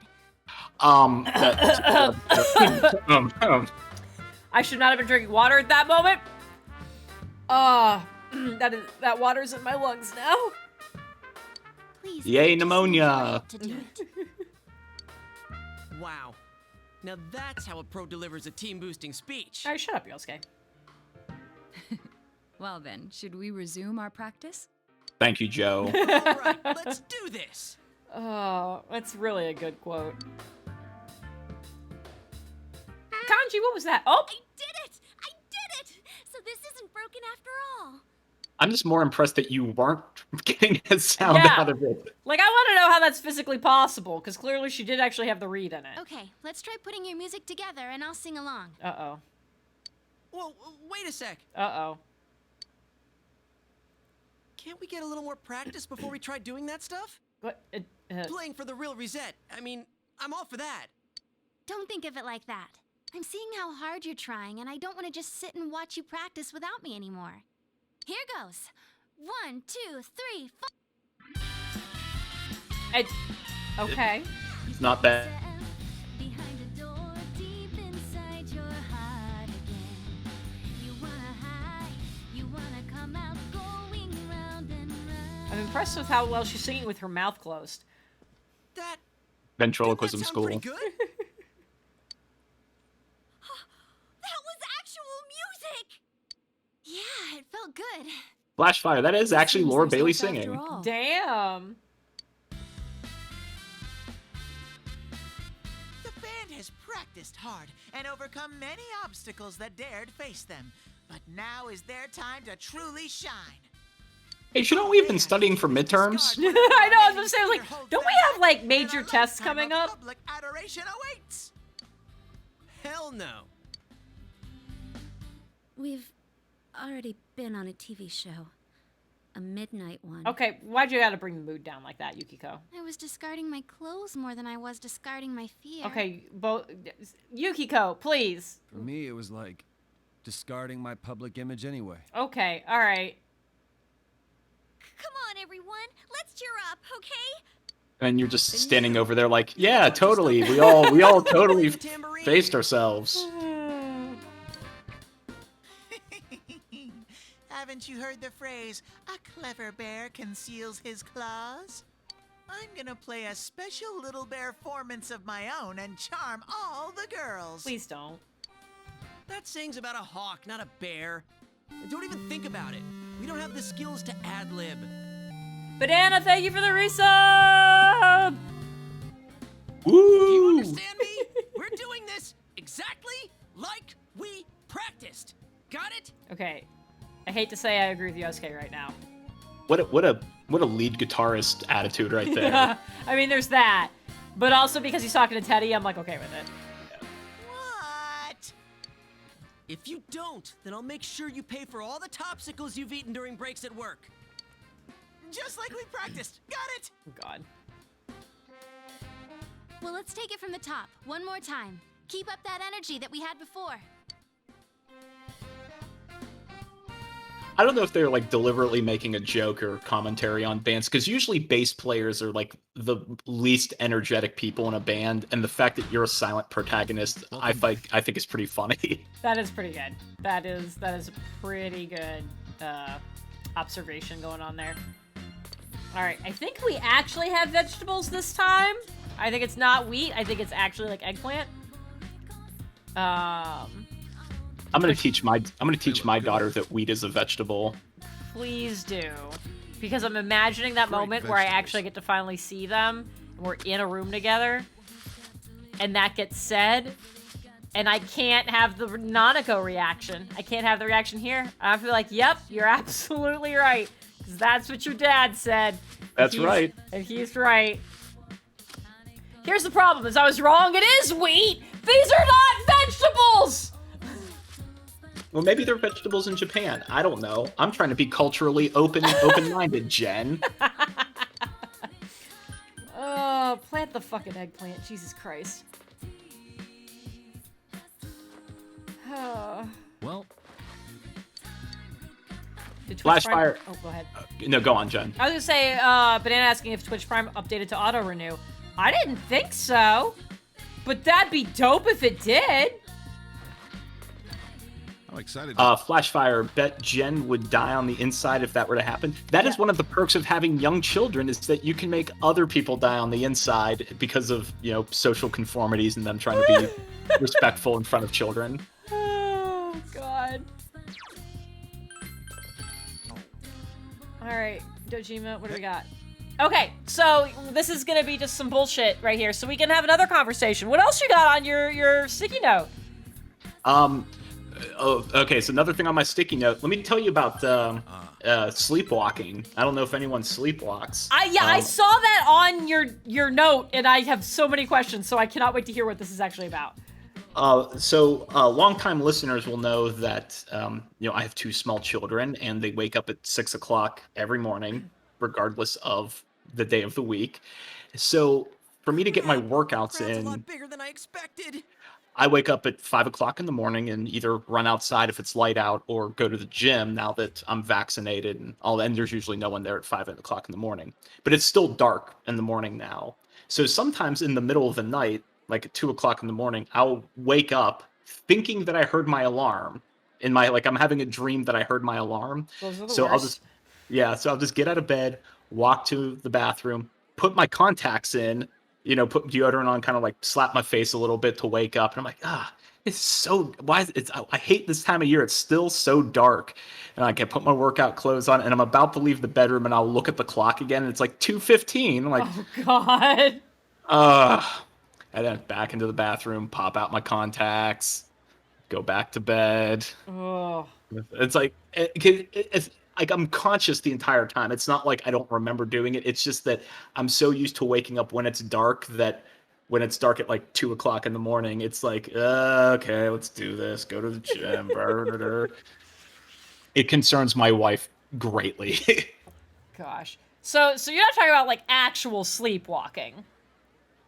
No, I guess it's not actual sleepwalking, but Okay. I am getting up and doing things at inappropriate times. So, it did not happen often, but I did have issues with sleepwalking up through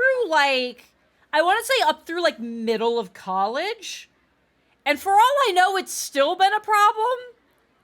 But if it has been, like, Jeff sleeps through everything, so I could be sleepwalking and he would never know. I know I did like random sleepwalking things that were not really a big deal. The problem, the biggest problem I ever had is my first time at summer camp. It's at a camp. It was a Girl Scout camp. I'm sleeping on a little cot in a tent in the middle of the woods with a bunch of other Girl Scouts. I know I ate something that like didn't agree with me, and I know like when I went to sleep I wasn't feeling well, and I woke up on a picnic table in the middle of the woods next to a lake. And to my knowledge, there was not a lake near the camp. Oh no. Yeah, and I want to point out, like, I was in, so this was what, no, so Sassy saying was Camp Wahi. This was not Camp Wahi. Camp Wahi was my first time trying to go back to a Girl Scout camp after this traumatizing experience. This is when we were in Arkansas. It was a Girl Scout camp called Camp Story. And so if we were in Arkansas, this had to be before 4th grade. We left Arkansas when I was in 4th grade. So I'm younger than whatever that age is. And I wake up on a picnic table in the middle of the woods next to a lake, and I'm like, I don't remember there being a lake. So I was like, I'm walking through the woods. I'm barefoot in my pajamas. Excellent. And I'm like, I love Lo Mom. I love her so much. But she had instilled a fear in me before going out into the woods of all of the things like Black Widow spiders and all that kind of stuff. So I'm just like imagining that what I'm stepping on and through. So I'm like sobbing. It's on the bright side, there was bright side pun. There was a full moon. So like it was relatively bright out for it being night. And I eventually, after wandering long enough, end up on a dirt road. And I'm just sobbing and walking. And I was like, maybe I'll get somewhere eventually. And at some point, a golf cart drives by. So there was a lake at the camp, but it was in the part of the camp for like all of like the juniors and seniors. It was like complete opposite side of everything. And this was also only our first night here, so like I didn't know. So it was a counselor who found me, was driving the golf cart around, and was like mad at me. It was like, "What are you doing out here?" I was like, "I think I slept walked." She's like, "Where are your shoes?" And I'm like, I slept. Apparently, Sleep Jen did not think to put her shoes on before she wandered into the woods, and that made me a bad person. That's horrifying on so many levels. I know. So yeah, she asked me like which unit I was in and managed to get me back to my bed or whatever. How far did you walk? Far enough that like we were in, and granted, I was terrified, so maybe my sense of time was not completely accurate. But, like, I felt like we drove for, like several minutes. This was not a close thing. So, like, if you left your cabin and you looked at, like, 360 view from your cabin, you could not see that bench or that lake. Oh, absolutely not. Like, I was, oh my God, I was Jen. so far. I was so far from it. Yeah. So yeah, she drove me back to my unit, and I crawled into my little cot in my tent. And the next morning I was like, I don't think I want to be here anymore. And then the counselors guilted me into staying for the rest of the week. So like you can call your parents to come pick you up, but they're gonna lose all their money. Like they can't get it back. So I was like, then I felt real bad.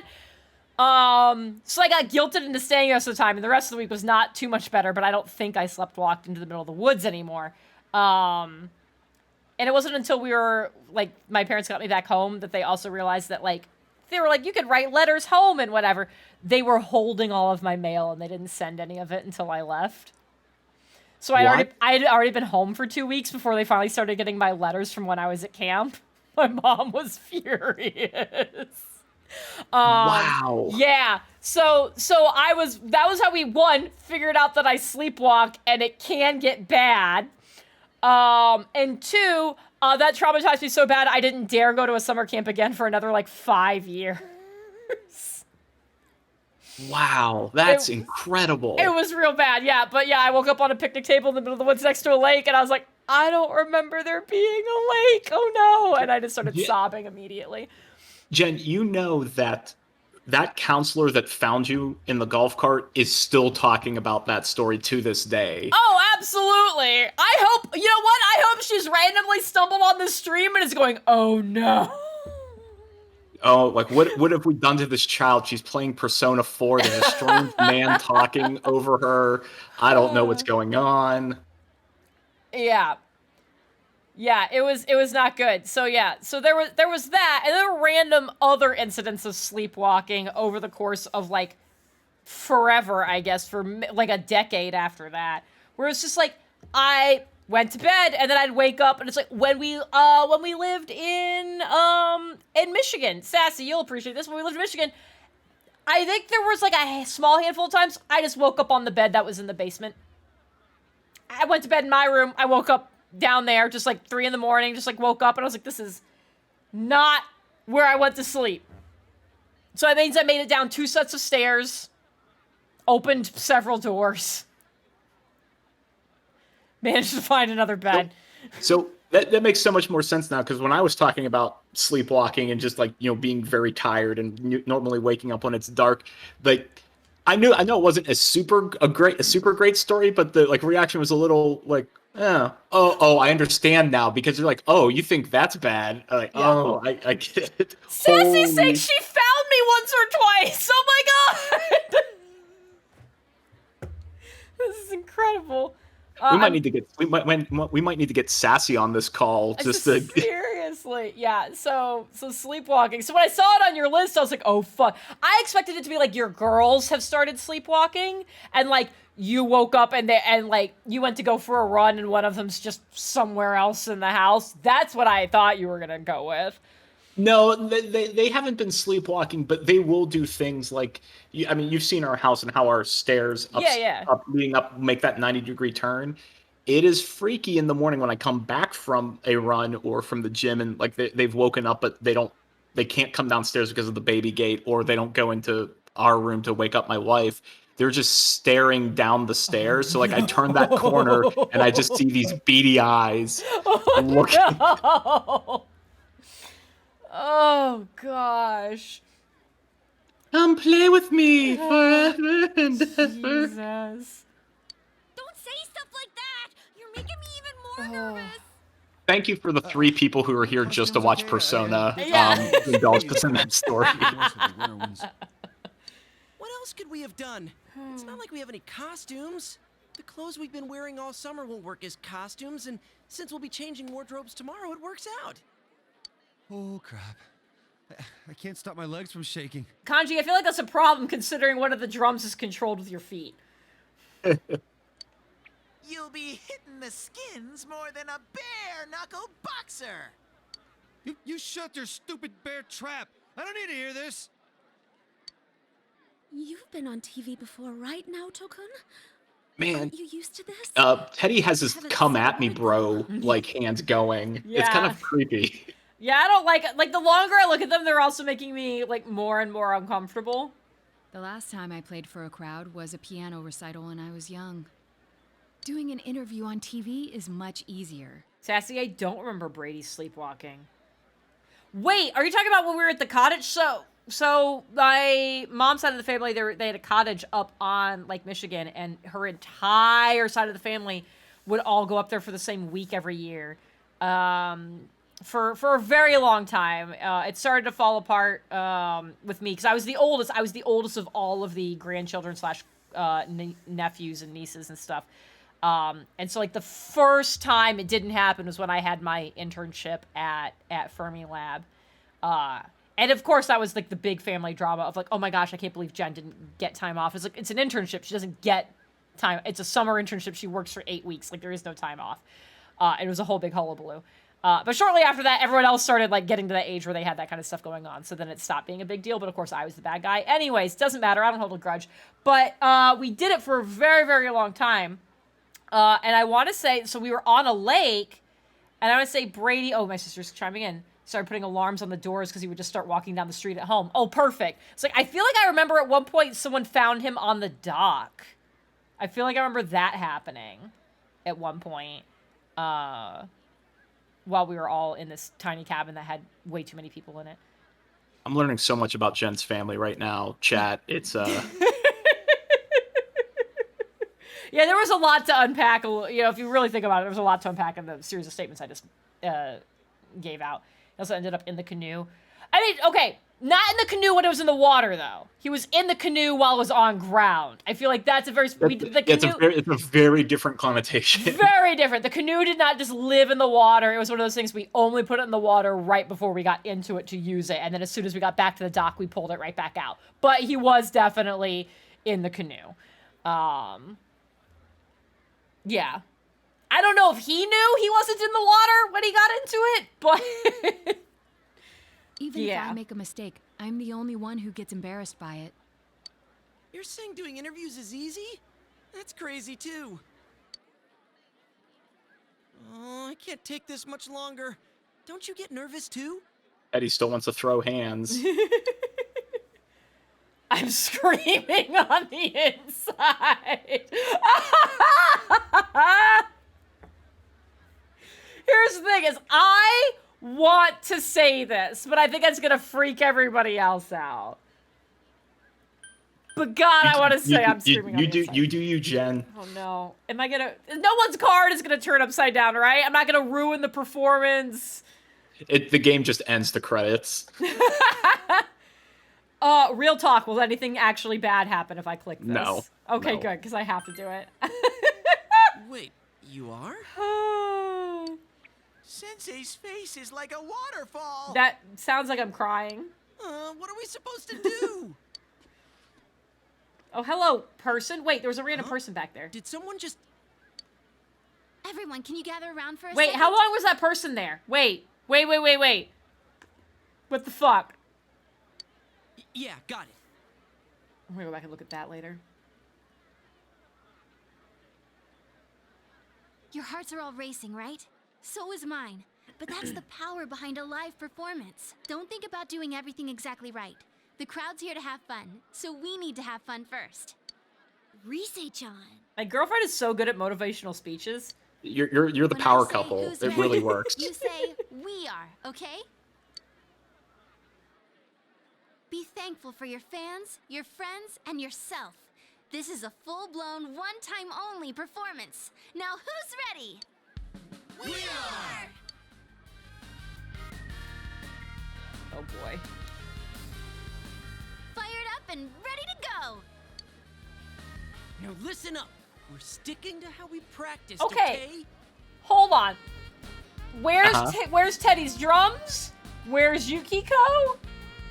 Where's Kanji's drums? I guess Teddy was on other percussion stuff. I'm Where's- guessing they're on stage already. Oh, are we just off to the side? Like, this is not what we decided is a random ass stage? Like, this is a really weird place for this cutscene to be happening.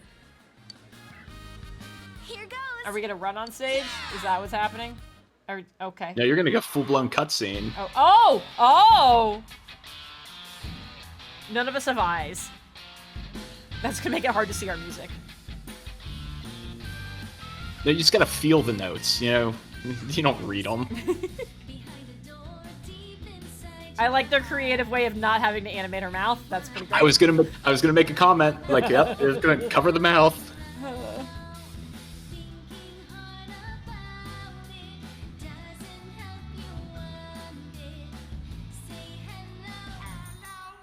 Oh my god, Teddy, no.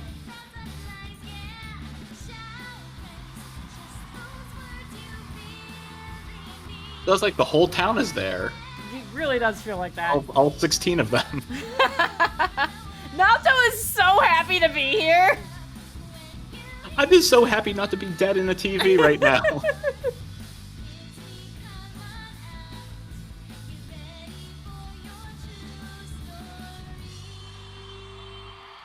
Oh god. Are we already done? That would be great. Yay. Oh no. They're asking for an encore. Play the same song! I didn't think about that. We only know one song! What do we do now? There are only two things we can do. Ignore them and leave, or play the same song over again. I vote ignore them and Maybe we leave. can have Rise explain our situation and they'll go easy on us and let us replay that song. No. Thank you, Flashfire. I'm glad you got the reference. Okay, who was I saw that the guy red? before. Okay, yeah, what the fuck was that? I'm getting fired up! Teddy? Teddy? Teddy? Teddy? Oh? Yeah! Crowd surf! This is the best part of being a live performer! He must be really light. Yeah, I was like, how much does Teddy in the suit weigh? Stupid Teddy. We can't play without him. Oh, darn, no encore. Oh, How dare you, Teddy? Why don't we all dive into the crowd? They might just carry us out of here and we can escape this awkward situation. Yeah, why don't you do that, Yosuke? Stage dive? Sure. Hey, don't sound so excited! Actually, if all 7 of us jump in, there'd be trouble. There goes a Teddy. God. Then what are we gonna do? Do we have any other way out? Oh, I'm gonna do something stupid, aren't I? If you want to do it that much, then just the guys do it. All right. I'll show you what it means to be a man. What? Hey, wait, you idiot! Oh. Ouch. Dodged out of the way. I didn't know it was possible to stand on your own face. Oh my god, Kanji, yes. At least I was smart about it. You and your friends have become legends among your peers. Look at that. What were you starting to say? I was gonna say, like you superhero landed, just one knee down. Did that sweet 3-point. Have we become legends for being total doofuses? Because I feel like that's what it is. If people gather at your desk that you consider this mission accomplished. The line of becoming a legend in small town Inaba is not a very high bar to clear. Yeah, I would imagine. I think Kanji just broke his back at that angle. Yeah, he pulled a scorpion. You're back. Oh, I am back. Please don't ask me how it went. Big bro, we were there! Ooh, boy. In the anime, we were there, but not in the game. There's a bag full of clams! They seem very fresh. You left it alone. Damn it. I was like, please ask me if I just want to eat clams. Because that would be wild. Mmm, clam juice. Yeah, right? Can't do any of those things. We're gonna read. Good call. I got one chapter left in the book that lets me get more shit out of ramen time. At a ramen time? At a ramen time. Nice. We'll do that. All right. Is that going to be the name of your first album with your friends? Ramen time? Yes, absolutely. What would the band name be? Risei and the Personas. Risei and the Shadows of Oneself. There we go. Oh yeah. Yeah, It's Midnight Channel. Yeah, I was like Midnight Channel.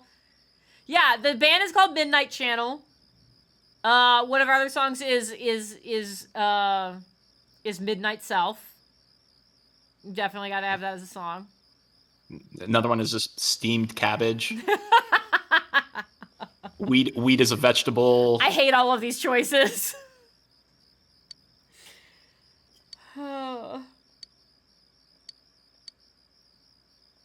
So I learned the hard way that my push to talk button is the tilde key because I figure that's a button I'd never ever press on accident. Yeah, there you go. Here's the problem. When you have your cursor in the chat window, it's just tilde, tilde, tilde, tilde. Incredible. The crack boxes. Incredible. What does the broccoli know? Yes, Ashley. That's a great one. That is a really good one. We're getting into like Fall Out Boy length song titles now. I'm not saying that's a problem. I'm just making an observation. Ashley, if I could make one suggestion to change that, it should just be called broccoli and then in parentheses, what does it know? There we go.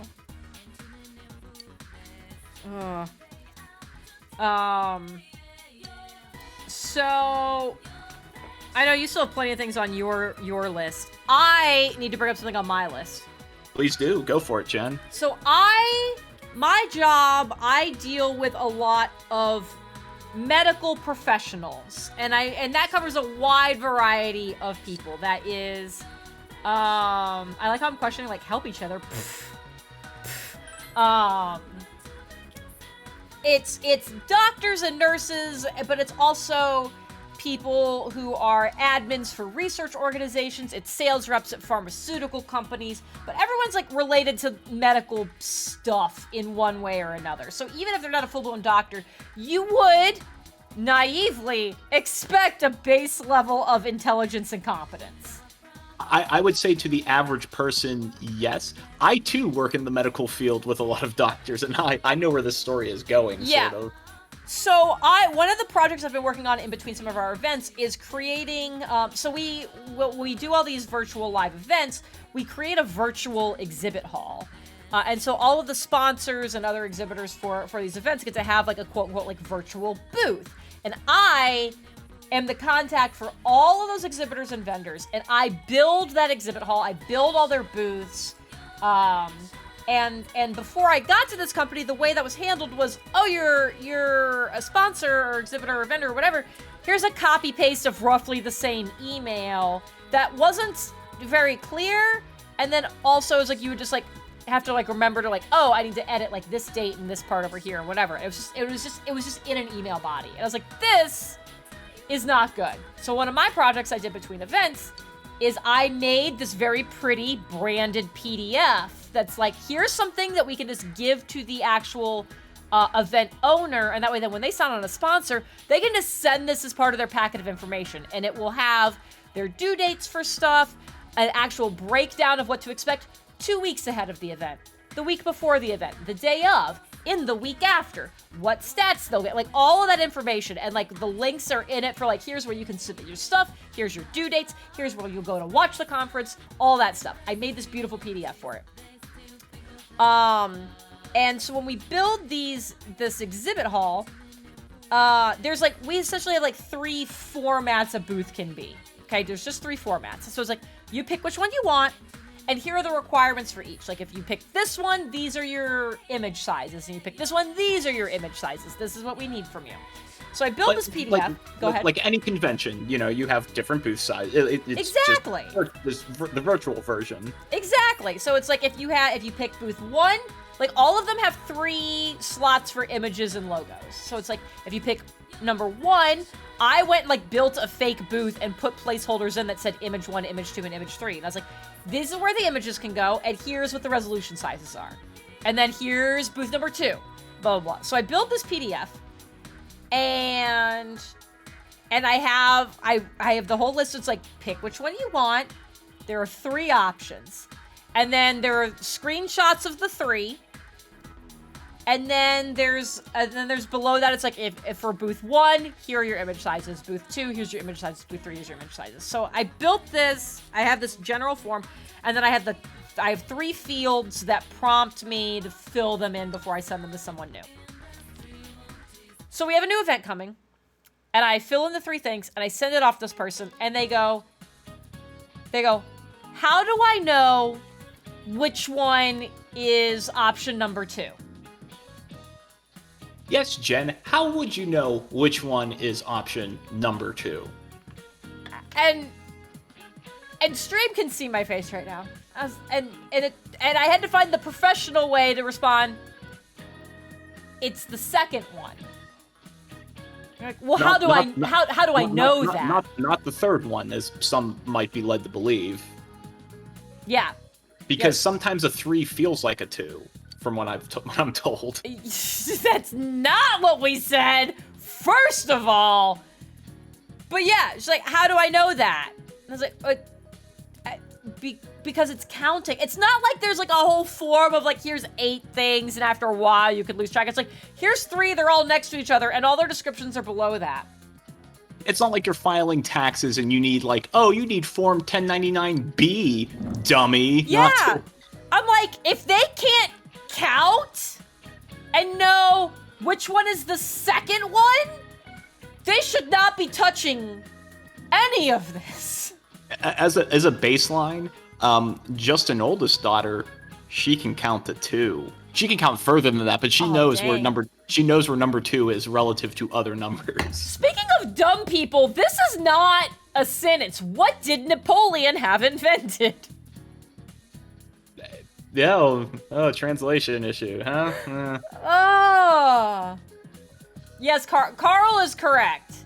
intelligent and smart are two different things, and I like Logic's follow-up of it's why D&D splits them. This is true. This is all true. But, like, also, holy shit. What's Gwen's wisdom again? Oh god, that's a good question. Thank you. Let's look. I gotta look now. Let's see. D&D Beyond. I love this app. Gwen. Go on. Go on. All right. So Gwen's intelligence is the max 20. Yeah, which I would expect, but that's not the question that was asked. I'm stating that for everyone else to highlight the disparity. You can't see my face right now, but it looks like I just bit into a lemon. But go on, Jen. I will say, like when Aaron said that I crack ciphers. I will say strength is my lowest score. Big surprise.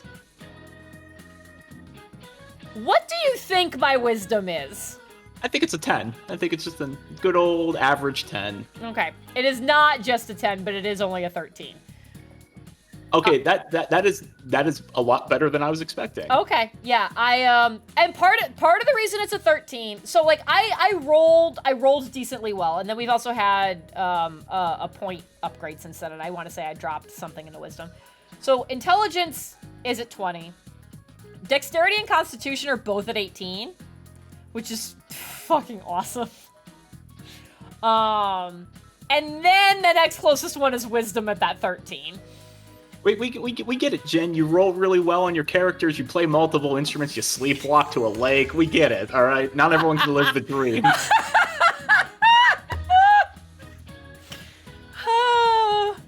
Okay, first of all, that was funny as hell. Kudos. I want to see... Oh, I can't get it. I can't get to it from the D&D Beyond app. I was like, I wonder if I can look at what I natively rolled before I got bonuses from... You can in the editor. I know, but I don't think what I'm saying is in the app. I don't think you can get to the editor. I think you have to be on the actual website. I think you are correct. Yeah, so I can't get to it from here. So now I'm just curious. But yeah, I do like that. There's like there are the things I rolled well on, and then I did not roll well after that. So yeah, strength is a flat 10. Where's Gwen? I do like that the app puts the characters in alphabetical order, but like on the website, it's just like fucking willy-nilly. There is no rhyme or reason to it. All right, so let's see. So what I rolled, so I did roll in my array. I did roll an 18, so clearly I dropped that into intelligence. So I got a 17. So I got an 18, 17, 16, 13, 12, 10. Is what I ended up was what I rolled. That's incredible. Those are great rolls. Yeah, it was pretty good. I was relatively happy with it. So, playing that game of like, what do I want to have be my dump stat? And I was like, well, I'm a wizard. That's clearly my strength. You got a lot of strong people in our party. I don't think we're hurting for strength. Exactly. That's what I was like. I was like, also I'm a wizard, but also that. But it was one of those things that I was like, okay, cool. Clearly my highest one has to be in intelligence. I was like, where do I want to put my second highest one? And I struggled with that for a bit because like part of it is like I just came off of playing a cleric. So I was like, I need to put it in wisdom. The idea of doing poorly on perception and wisdom checks pains me. And I'd be like, no, that's not how that would necessarily go. And then I was like, okay, well, logically, thinking about this and what I've been doing, it's like, I need to put my highest ones, they need to be in Constitution and Dexterity. Because I was like, she's going to know that she's easy to hit. And so, like, there's going to have been training for that. And there's also going to have been training for, like, maintaining concentration on shit. So I'm like, all right, do those things. So when I jumped into the water, and it was like, cool, what's your Constitution mod? And I was like, wasn't intending this, but apparently I can stay underwater for 5 fucking minutes now. This is great. And that's why Gwen is the leader of the party. God, no! Everyone heard it. I don't think there's anyone in chat who would say, nah, that person should not be the leader of the party. No, absolutely. Where's the rest of the actual party? They will disagree, which is, I find hysterical. I am the rest of the party. I think you're the leader. Oh, man. Yeah. Oh, gosh. I don't know how we went from my story to D&D stuff inevitably, but I think that was inevitable, so. Yeah. It was a nice segue, too, because I think we have a lot of D&D things to talk about. Yes, definitely. So, the first D&D thing I have on my list, so I'm going in no particular order, just how I remembered it, and we'll just go from there. Okay. We were talking about how we would repurpose spells. Because we were talking about Gwen's ripcord, which is still a secret. And yes. I even don't know what ripcord is, but I have ideas. I have a feeling that, like, I think at one point you said something, and I was like, I feel like you've guessed it solidly, but it is technically a secret, and I am very excited for the moment where it happens. So yeah, like my idea of a repurposed spell, I thought would be very cool because everyone knows about black tentacles and the icky feelings we all get from them, but it'd be really great if you could use that. Ooh! Yes! You have maxed out knowledge. Speaking of intelligence stats, oh my god, my tiara just fell off my head while I was marking my sticky note. Where did it go? Now we have to bury it now. Oh no. No, but seriously, where did it go? There it is. Okay. My drink is gone, so I guess it can't stay off, but... Oh, yes, I'm so smart. Look at me. Oh, good night, Liz. I feel like you should stay. We're getting to the good part. It's only 9:30. We're getting to the D&D talk a little bit early. I think you should stay. Anyways, continue. Yeah, so, like, black tentacles, pretty wide radius, but I think it'd be great if you could control them. So, like, you could crowd surf away, and then they can slap enemies back so that you can you can escape, and they can grapple your enemies. It'd be perfect. Mm-hmm. Yeah, I think we're at another VO'd cutscene. I did like the idea we were talking about, like, oh, want to, like, teleport away? Black tentacles, and they crowd surf you away. In shields, they just bat the projectiles away. What else did we have? We had, like, there was, like, a whole slew of these things. I'm trying to remember now. Like, where? I wrote them down. I started writing them down somewhere, and now I gotta figure out where. I think I just started, like, going through spells and was like, oh, like, this could be this and this could be that. I can't find where I wrote it down. I have too many sticky notes all over my desk. This is wild. Do you need to get the red yarn out to connect all of them together? Yeah, I like the idea of, like, hold person. They just wrap somebody up. Charm them. We don't need to say that out loud, but y'all can figure it out. Message. They just like a tentacle disappears and whispers a sweet nothing into your ear. I've been around a lot of bad people before, but you are the nicest one. Thank you, Miss Tentacle. Them Tentacle? I don't. Yeah. I don't want to assign a gender to the tentacle. Hey, greetings to you. Oh, Teddy, what? Greetings to you. Yeah, why is Teddy hanging out with Nanako? And why is Nanako talking like that? It hurts. It does. It really does. Looks like you're having fun. No, you're not allowed to have fun with this thing. No fun. Wow, everyone's here. Oh my god. So many people. Oh, wait, I don't see our forlorn lover in the background. In the chair. Oh yeah, you're right. She's at neither of the tables. Maybe she met someone at the concert. That would be very nice. Exam study group. What are all these? Wait, what are all the cartons on the table? Are we smoking? Are they decks of cards that we're just getting distracted with? What's going on? Maybe they're juice boxes. No, that's like the one that's closest to us looks like a big old juice box. The other ones do not look big enough for juice boxes. What is this shit? Times like these, I'm jealous of Teddy. It seems like a dream that we had a live concert here only yesterday. You did! Or maybe it was 2 days ago. That was so much fun. I didn't think the crowd would get that excited. But enough of that. Let's start with proving the trigonometric identity. Oh god, what a buzzkill. Jumping straight into math? No, it's not math. It's Ours is trig. the section of Different. trig functions, It is right? different. The one where we find the area of a triangle given two sides and... Huh? You find the area of a triangle with, you know, that thing. Oh, Kanji. Base by height by 2. If you don't mind, shall I teach you? Yes, thank you. Are you as smart as I Please thought? rescue Could everyone. you lend me a hand too? Oh, I wouldn't know where to begin with second year's subjects. Let me ask me, a junior. Let me ask the freshman. Hey, how do I do my homework? I was gonna say, I feel like Yosuke might need a refresher on the first year subjects. Let's be real. It's a good What's up foundation. with that? Yeah. Useless after all. I feel like he still really does need that.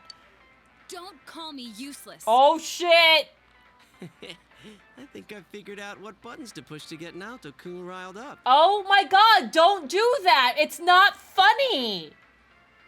There is legitimately somebody that I refuse to interact with anymore because, like, they straight up admitted that they liked purposely pushing my buttons because they thought it was funny when I was mad. And I was like, doing it on accident is one thing. Getting a kick out of it if it happens accidentally is, like, not great, but that's something different entirely. When you admit that you are purposely trying to piss me off because you think it's funny when I'm mad, fuck you.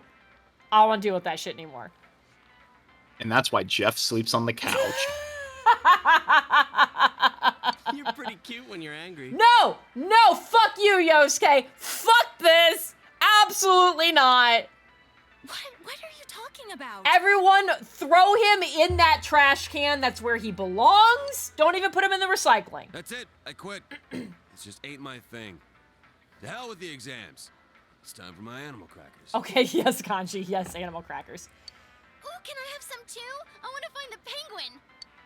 Hands off the penguin. It's mine. Oh my god. I love Kanji so can't much. think. Kanji's great.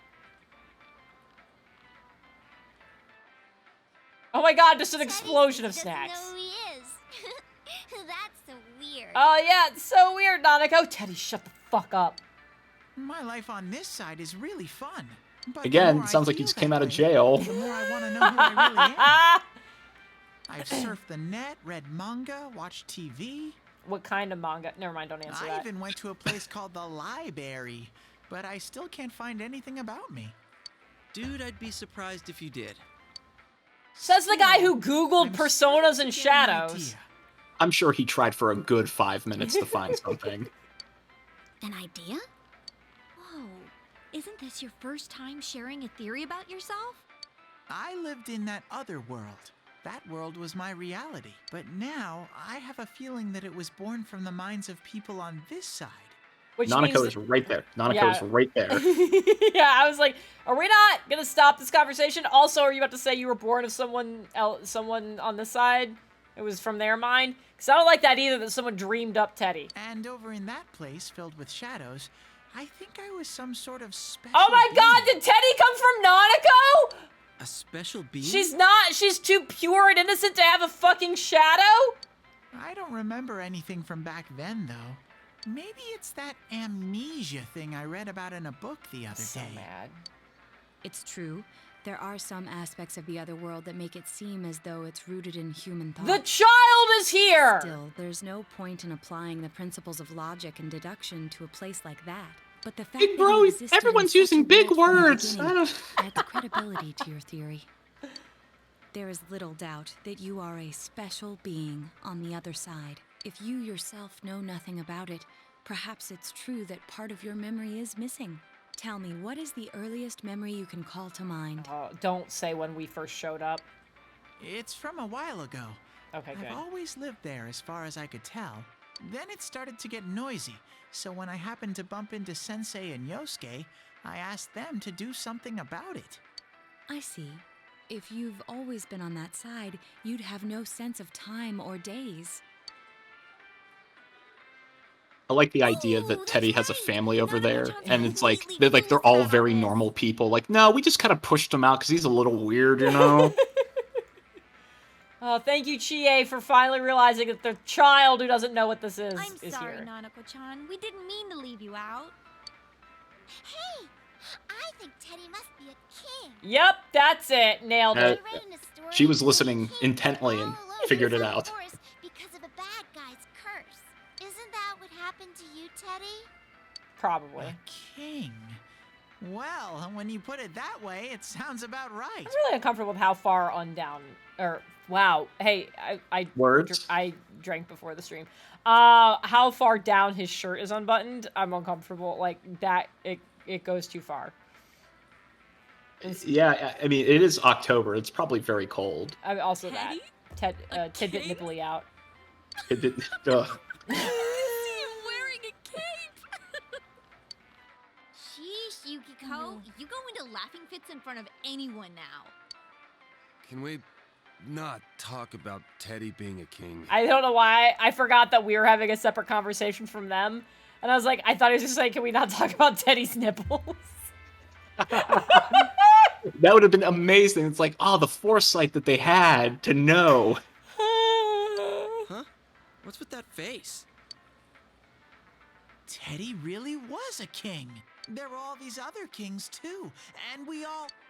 Hey, he's talking about what happened at the club. Oh, stop him. Quiet, you not in front of Nanako-chan. Not stop him. Tackle him into the garbage can. He can go into the recycling though. Am It's I good for the really a earth. king?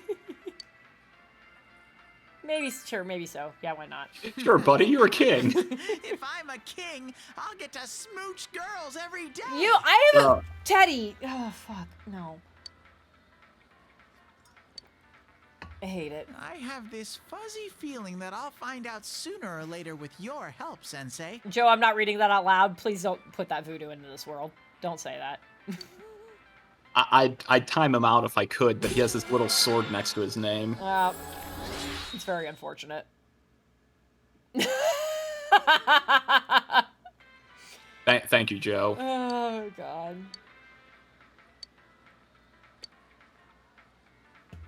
Goodness gracious. You know, that relatively serious conversation is just very off-putting with the Juness song playing in the background. It really, really is. Okay, so let's see. It's a Tuesday. I can't do any of that stuff. I could go try to find... Let's see. You could finish Nanako's social link. Yeah, let's see if we can do that. Okay, it's just gonna be random progression. That's fine. So we'll go ahead and do it. James, what else do you have on your list? D&D wise, I wrote this down. Sisterhood of the Traveling Mages. Just trying to figure out what the motivations were between the Sisterhood of the Vanguard. Yeah. You had Gwen had a lovely talk with them. Oh, fuck. First of all, that is one of those situations. I think we had talked about it. I don't know if I talked about it on a separate stream without you, or if it was a conversation that you and I had, where like the idea of having a conversation in game where you get the feeling that other people at the table have figured out like that there's a correct answer here and they know what it is and you can't figure it out, and then how it's so much worse when people are watching. That was me in that conversation. I was like, there is clearly something I'm supposed to be doing here, and I'm so panicked, I can't figure out what it is, and I feel like I beefed it, and it has been several days, and I still am getting, like, embarrassed feelings about biffing that conversation. I think you did very well. Well, thank you. I don't believe you, but thank you. Thanks. No, sincerely, I think that we got enough information to go off of. Yeah, I feel like it was kind of a cop-out for me to be like, you know something that, like, I am not finding the right question. You just need to tell me the thing. I was like, I know that was a cop-out. I appreciate Aaron recognizing what was happening. And still giving me that information. As soon as we went to break, I'm writing Jeff out here. As soon as we went to break, Jeff and I saw each other in the kitchen. He was like, I'm surprised you didn't ask, like, after they said this, why didn't you ask X? And I was like, 1, because I was already panicking. 2, because I already owe them something, and I do not want to owe them further. That's going to be worse. The fact that I owe them anything, I am already wildly uncomfortable with. Yeah, I'm very big as a player. Like, no matter what the campaign is or who my characters are, never to be in a position to owe anyone anything. Yeah. That's why I was like, I'm glad that, like, when I owe them, I was kind of specific about it. It's like, I'm gonna get you in contact with the person who is now fucked off, so this is kind of a problem. But it felt like it was a reasonable thing to promise at the time. So I was like, this is fine. The idea that there could have been, if I asked for anything else, that it could have become an unspecified favor? Absolutely the fuck not. Yeah, then you find yourself in a mansion trying to escape. Yeah, exactly. Except you would use magic. I mean, yes, but also that only does so much. Like, I still stand by what I said in game of, like, if it came down to it, they're gonna have numbers on me. Magic's not gonna help. It's no, not. I meant like in the escape attempt. Like, you would use magic to escape. Oh, yeah, if I had literally been in that position, yeah, I absolutely would have been like, sure, let's heat metal on these bitches. It's what got me into this mess, it'll get me out of it. Well, I like the fact that Aaron went out of his way to describe the Dragonboard as having a giant club. It's like, there's no metal on that. Yes, Sorry, Mally. Exactly. Non-metal objects, my only weakness. Joe's saying, do you remember what the question was you thought of after the conversation? So the only thing I remember, maybe I'm crazy, is what I remember is saying towards the end, oh, I thought of something else I meant to ask Maria, and then I went and followed her and asked that. I don't remember there being anything else that I wish I had asked the Vanguard people. I don't think that was a thing. Maybe I'm crazy. But anyways, I don't remember what your thing off the sticky note was that led into this tangent. But I was just writing down like what were like the major plot points because I also have another that's thing. Right. Yeah, your thing was about Vanguard. Yeah, it was about the Vanguard because I just have big things that happen during the game. Like I have prophecy in all caps with an exclamation point. Your dream shit. Okay, yeah. So we'll talk about the Vanguard, and then I want to talk about that because this is your first time playing in an Aaron campaign. I want to make sure everybody knows. We got to talk about some shit with that. Yeah, as far as the Vanguard goes, it's interesting. I liked Maria and I's conversation that happened later, where she made the comment of, like, not every shadow is, like, something, like, waiting to get you. And Gwen's comment was like, yeah, but they all look the same. I don't imagine there will be a situation where Gwen is gonna be like, yeah, like, let's make, like, an actual full-blown, like, I'm gonna be a member, I wanna have an alliance, my camera just crashed for a second, that was really cool. Like, no, I don't imagine any of that stuff. Like, that, I don't imagine that being a thing. But being willing to have a basic working relationship, I can see being a possibility. And, like, not saying that Gwen trusts them, but trusts maybe what she believes their motivations are. And I feel like that's a big difference. So, like, I trust this person, and I trust how they're going to react to certain things. I think is an important distinction, and I think one that I, as a person, make, and I think that's one of the things I'm carrying over to Gwen, is the idea of, like, I can't trust them with information to the degree of if they think it will benefit them, I think they will sell it. 100%. But yeah. Go ahead. Yeah, they are a business. They are a business first and foremost, and then everything else is just either ingratiating people to further business or make business easier. Exactly. But I think there's a certain degree to which she can trust what she believes their motivations and their end goals are and be like, they will act according to those goals and motivations. So it's like, I can trust how they will do certain things. Knowing that if I gave them information that could be useful, that they will just use it and they will not keep it to themselves. And so, like, with the idea that, like, Serena has fucked off, it's like, I trust that they want that connection. And so if I was like, hey, this is what's happened, you need to go find her, that they would do that, and they would do that discreetly and do it in a way that doesn't implicate us in any of the shit that we've had going on, because it benefits them to do that quietly and discreetly. Unless it is to their advantage to have very visible fall guys. Which would be fucking wild, I feel like, but not a not possibility. Well, I'm hoping that that's the case because 3 of the quote-unquote conspirators are Maria is responsible for. So exactly that would make it difficult for her. And I guess Artemisia is part of the sisterhood now. So exactly. you don't want to throw one of your own. Maybe a Magister's apprentice, maybe. Yeah, but I also think they're smart enough to recognize that having a Magister's apprentice not necessarily on your side, but not being on the opposite side of you is beneficial. Well, that leaves Vasile as the man out, which I don't know how I feel.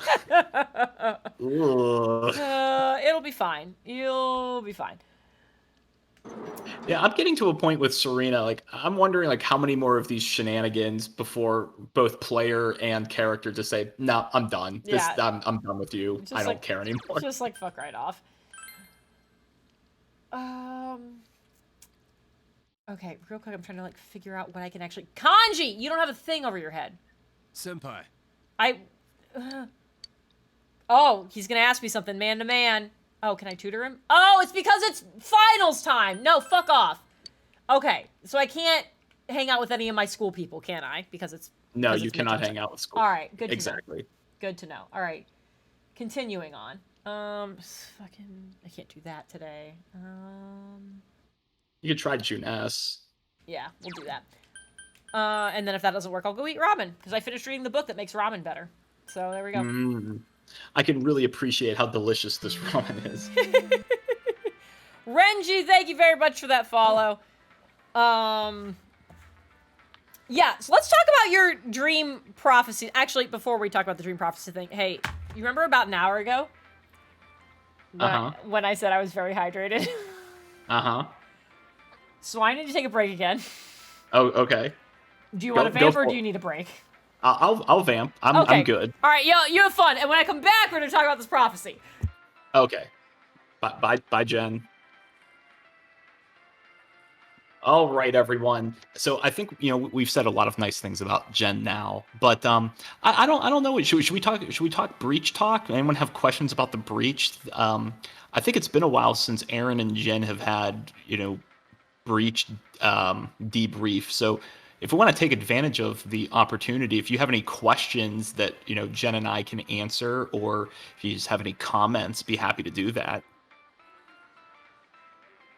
Jeff is saying we should say nice things about James.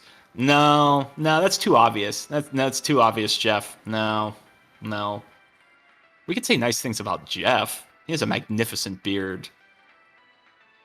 Like, it's even like it's glorious in person too. If you haven't had the opportunity to see him in person, magnificent. That was a chef kiss, by the way.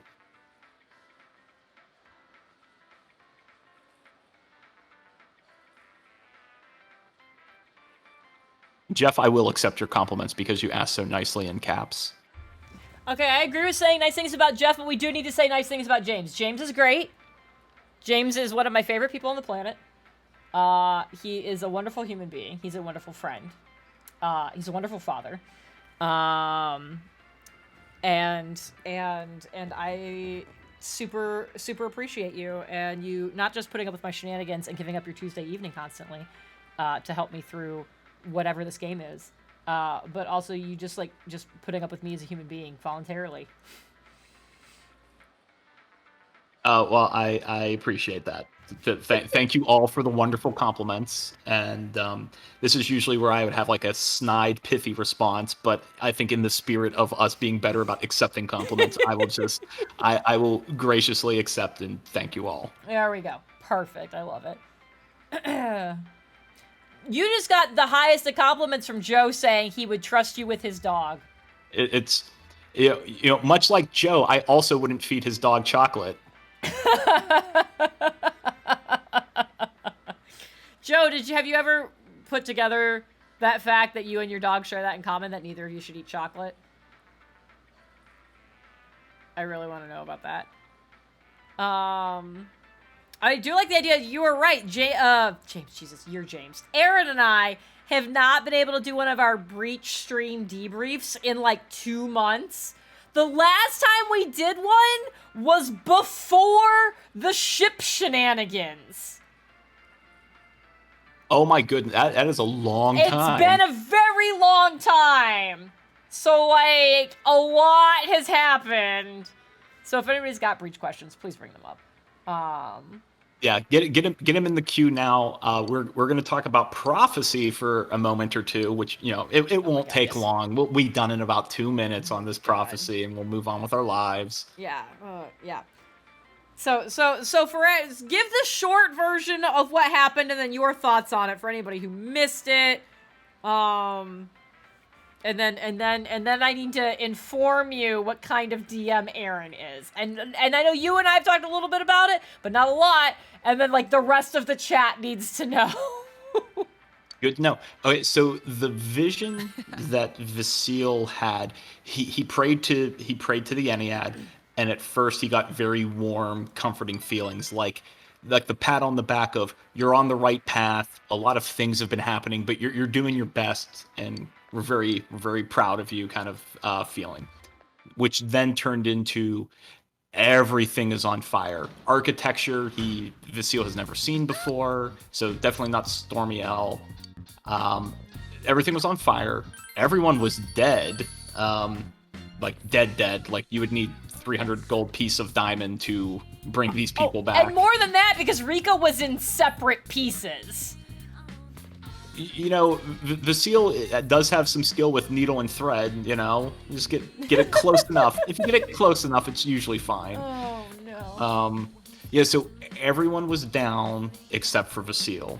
And then, like, a 20-foot giant Goliath monster with a big red jewel on its shoulder came out. And it started doing fear effects and scorching rays. And it hits real hard for Glass Cannon Vasile. But Vasile stood his ground. He didn't die in his dream. And he went 3 rounds because he burned 3 legendary resistances. Which was also wild. Yeah.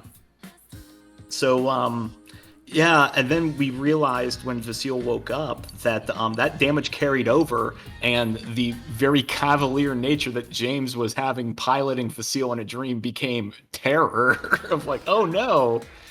That was scary. Because you got down to 4 HP, if I was tracking correctly.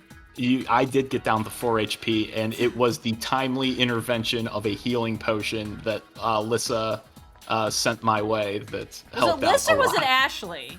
I thought it was Lissa. Okay. I wasn't paying attention to the chat. If it was Ashley, I'm very sorry. That's true. You weren't paying attention to the chat. That's very true. And I don't exactly remember, because now that you mentioned, I do remember being like, hey, by the way, you got healed. I was a little preoccupied at the time. Yeah, it was Liz. Okay, cool. It was Liz. Okay.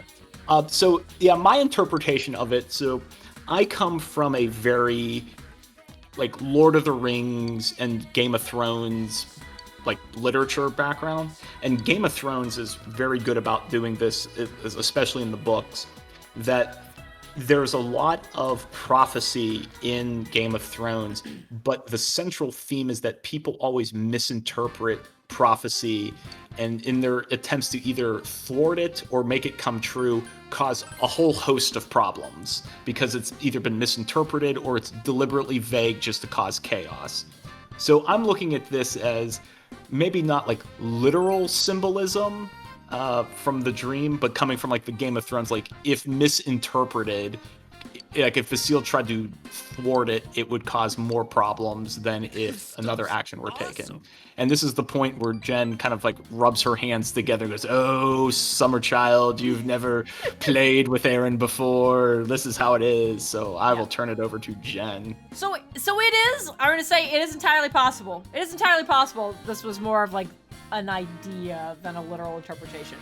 So in the last campaign we played, I played a cleric.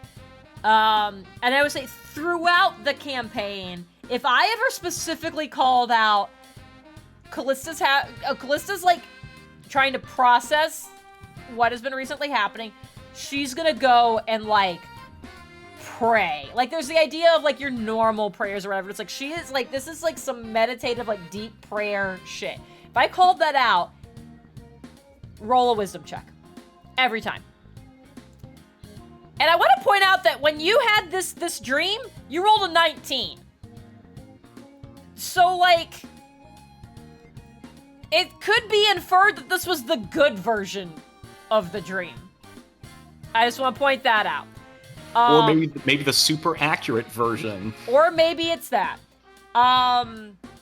So if I ever called that out specifically, it was like roll a wisdom check, and like there would be like most of the time it was like a full blown like either vision or like straight up description of like, here's an area you're in, and it's like, and there is like this figure you can't see. It's like I'm straight up talking to my god, like kind of deal.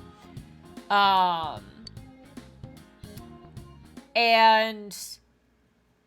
it seemed to kind of correlate that the number you got kind of was maybe how detailed the thing was, and then also like what kind of like how not bad, I don't want to say how good, but how not bad the version of it was. So the first instance of this was like, we've been having like a little bit of a time, but it's like not too bad. It's just like, there's some shenanigans afoot, and like I have some questions. And in this campaign, there was also, E was playing a paladin. And so we both, like when we had our first moment of like breathing time, I don't even want to call it free time, but it's like the first time we've not been like under direct threat. It was like, we were in a city. It was like we each went to our respective temples and had a good prayer time. And for Callista, it was like cool, like praying, everything's great. And then there was this very clear moment of like feeling essentially the effect of like a whole person, like being paralyzed and like knowing I could not move. And creepy, terrifying person appears next to me. Very accurate description, like very detailed description of like what they looked like. Spoilers, he was the big bad. Yeah, not the big bad. He was part of the big bad. I don't know if I've explained what the big bad in this campaign was. The big bad was one guy who was 8 guys, and it was one of the 8 guys. It was fucking wild. He did it so well. God, he's such a good storyteller, and I'm so mad. Anyways, it was one of them, and like, and then it jumped from that to this vision of the city I was actively in, being like in full-on apocalypse town with like these 5, what I'm gonna call demon, Aasimar children. And I know demon Aasimars does not make sense, but just like whatever you picture with that is as close as that's it.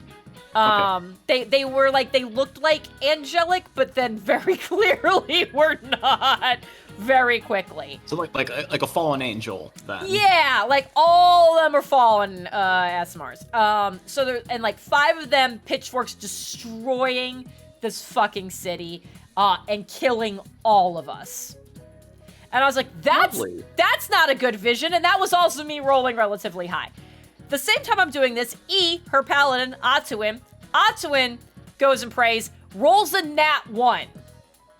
And I want to point out when this was happening, this is while we were all still... This is while we were all playing in person. This was like, at this point, 3 years ago? Probably when this was happening? So very before time. So this was like, oh cool, you're gonna go pray, roll for me, and we're gonna go over here. And we went to a separate room of the house to have this conversation. Oh, that's never good. Right? So like, I have this, and I was like, all right, Otto, what are your rolls? Oh, nat 1. Okay, so they leave. The rest of us at the table, and everyone's looking at me, they're like, what happened? I went, don't worry about it, but like also be worried about it, but like, don't worry about it. And E comes back and she sits down and she's like, cool. So Atuin's in the temple and like zones out and then just screams and runs out. And I'm like, that's not good. That's not good at all. This is so ridiculously bad. And so then we all kind of like reconvened and talked about what we saw, and like the vision that I had and the vision that Atuin had lined up a lot, except in Atuin's, like in mine, some of us were dead, but some of us were still up. In Atuin's, everyone died and ended with him dying. And we're like, fuck, that's not good. You want to know what happened in the next session? I'd love to. We all fucking died. To the same. That's not great. To the same fucking demon child that I saw in my visions. So we're like, that's not good.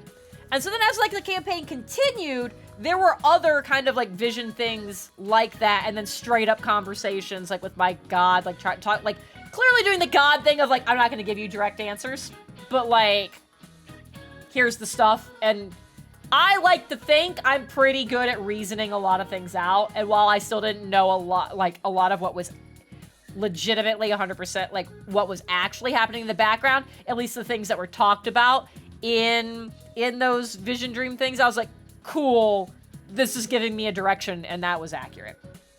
Well, I mean, here's the thing though, like, if that were a very accurate prophecy that Vasile had, do you believe for a second he would be the last one standing out of the entire party? No. So here's what. So based on Aaronisms. Hey Aaron, if you're listening, I love you. Based on Aaronisms, I think what you got is, I think that situation is a very realistic possibility, and what led to all of our deaths.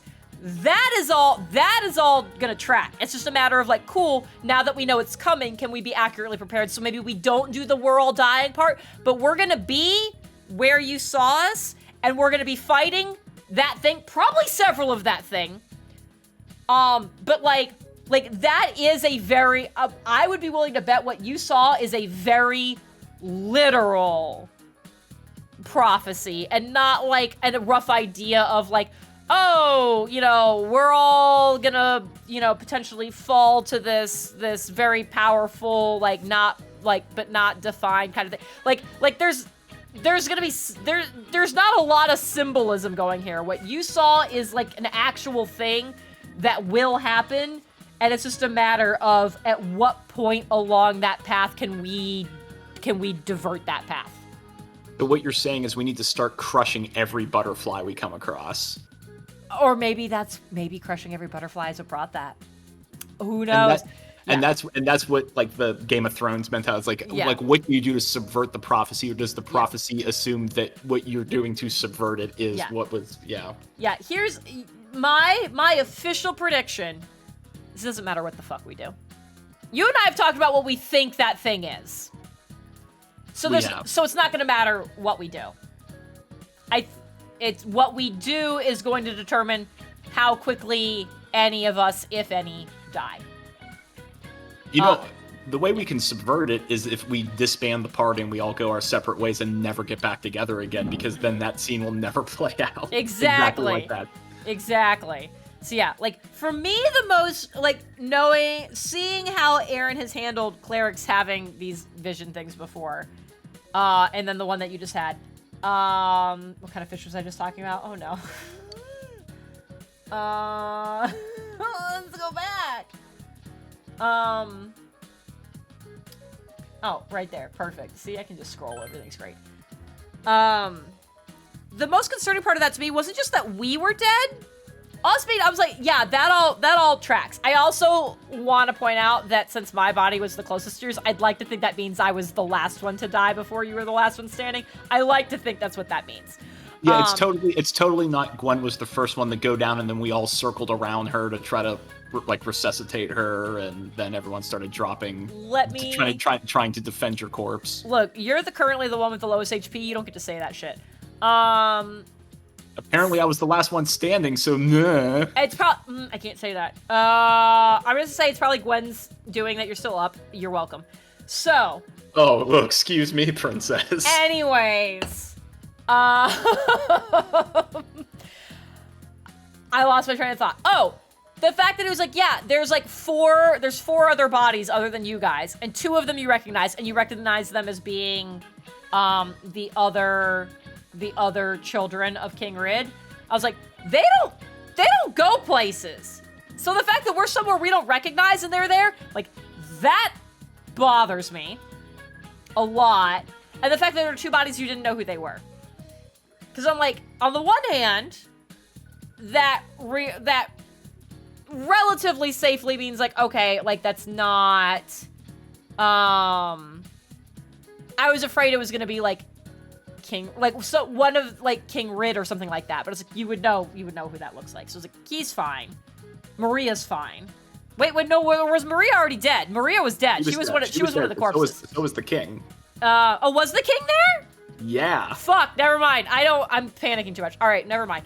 Well, see, that's why you're not the last one standing in this dream. Wow.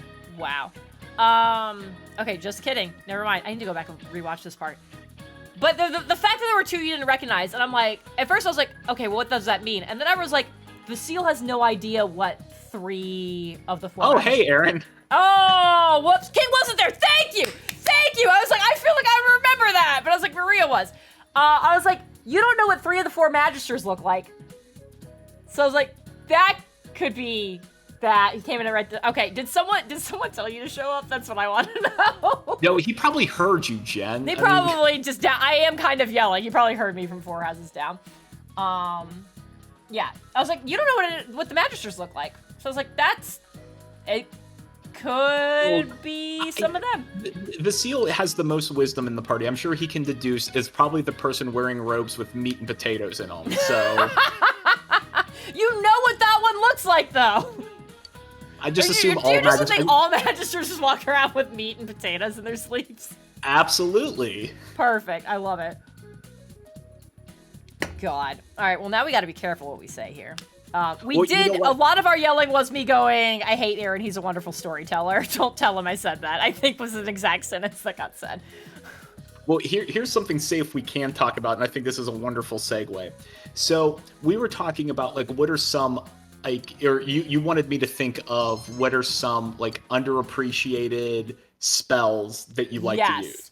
Yeah, like, I wanted to know your favorite damage spell, your favorite utility spell, and then what you think is the most underrated spell. All right. So for underrated, and this might just be like with the group that I play with because no one else wants to use the spell, but I think it's a very good segue from the prophecy. I think Dream is an excellent utility and underrated spell. I literally know nothing about this spell, so I feel like you're right. Okay. Hey, stop lying! I would never! The closest to negative I've said about Aaron is I hate him because of the emotional turmoil he imparts and enforces on us as a wonderful storyteller, as a DM. That's the closest negative I've got, is I hate you. I've said that, but I mean that with love. Anyways, continue, James. Yeah, so I like Dream a lot. It is a 5th level wizard spell, though, so it's a little costly. Okay. But what you can do is you can cast the spell. It lasts for 8 hours. Okay. If your target is asleep and you know the target, you can create a vivid dream that they will remember perfectly when they wake up. Oh shit, okay. And you can actively manipulate it. So you can do it like beneficial stuff, or you can turn it into like a phantasmal killer and they have to make a whiz save or take 3d6 psychic damage. But from the benefit side, like our party would split up often during downtime, and my wizard in a previous campaign experienced something that was wild, and he wanted to consult with the cleric in our party to get like the more divine sense from it, because maybe they could not divine intervention, but like talk with the other plane, talk with their god, commune. That's the word I was There we looking go. Yes, yeah. Commune and divination are like some of I fucking love those spells. So good night, Logic. What I would do with Dream is that I would be able to shape exactly what I experienced as the character, so that the cleric could see perfectly, so they're like nothing was lost in translation, or like the wizard is not a good performer to explain like this is what the architecture looked like, or this is what this thing I saw was. Could you tell me what this exact thing is? So while the character is sleeping, you can be having this conversation And so you're still getting rest and downtime, but you're also having like productive time as well. Okay. Interesting. Okay then. Also, if the exclamation point is there, you can hang out with them. I thought that was just because it's almost go time. I thought it was just that they wanted me to study with them. No, it's like when you talked with Kanji, he did not have an exclamation point over his head. He was just there. Dang it. But you can go there. You can have a nice conversation with her. Yeah, we'll do this part. So, cool. for example, like the prophecy that Vasile just had, if he had access to Dream, he could send a dream to Gwen. It's like, hey Gwen, this is exactly what I saw. It's like a live PowerPoint presentation. What do you make of all of this? Oh god, all of these options feel very condescending. I just wanted you to know, I would hate that. If you did that to Gwen, she'd be so mad. She'd be like, why did you do this? This is like when Artemisia woke her up to be like, I just had a dream about the hag. And it's like, yeah, cool. What do you want me to do about it? I don't know what to do with this information. Oh, my character would absolutely use Dream to trick people into giving up information all the time. It's very useful if you know your target. That's because mechanically, the wisdom save only comes in if you're trying to give them the psychic damage. If you're just making like a quote-unquote pleasant dream where they're like, oh, this is my childhood friend, and my childhood friend is asking me about that score that I just did, you know, you're getting all this information. You're like, great, good, excellent, continue. Awesome. All right, that's good to know. Not like I'll ever take it, because I don't take any, you know, good wizard spells, apparently. But why do you have blue things? Oh no, we got riddles! Riddles! Yeah, bring it! Oh god, now I get to embarrass myself for a second time in a few days. Alright. Skateboards in Group A. Oh god, I need to write things down. Wait, where's a pen? So is a skateboard spiky or round? Okay, first of all... Fuck you. Second of all... it doesn't feel like it's either of those. It just like a skateboard. So like a skateboard is a thing. It's flat. A skateboard's just flat. Skateboard is Group A. Go-karts in B. Egg timers all up in Group A. Okay. Alarm clock in B. What the hell? So who does Protractor roll with? What the hell? Clearly, the answer is 49. Setsu! Thank you for that resub. While I'm pondering what the fuck this means, what is your, like, you personally, if you, like, you're playing any class, like, whatever, like, you have access to any spell at this exact moment as a D&D player. What is your favorite utility spell? Favorite utility spell? Augury. Yeah. So, we had a... Sorry, I had to stop because the tildes were going in the chat window. Oh, push to talk is great. Okay, I am no longer in the chat window. Good. I like Augury because I like how my current other campaign, we're using Augury because we have a paladin who also has, we have a wizard who has Augury. And what we've been doing is we call it an Augury compass. When we try to figure out like where someone went, I will beseech my god, like if we go north, will we find our target and we'll get wheel or woe.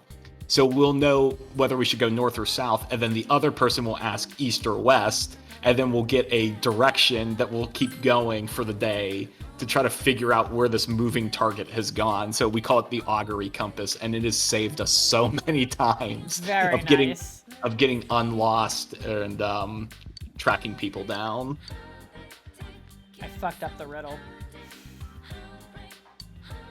Oh, I missed it, sadly. I'll just have to catch it tomorrow when That's fine. I had no idea what was happening. Alright, and this person wants a crystal ball. Great. You're welcome. So what about you, Jen? What is your favorite utility spell? This is not going to surprise anybody. I'm a slut for sending. I love that spell. I love that spell so fucking much. So you love sending, but Dream is too invasive, apparently? I didn't say Dream was invasive. I didn't say that at all. Well, I infer because like Gwen would be so upset if Vasile... she would be upset about you using Dream like that to share information with her, because like I would say for her, if it's something where it's like, if it's something where you have to take my entire ass sleep time to explain something to me, that's too much. It's too much.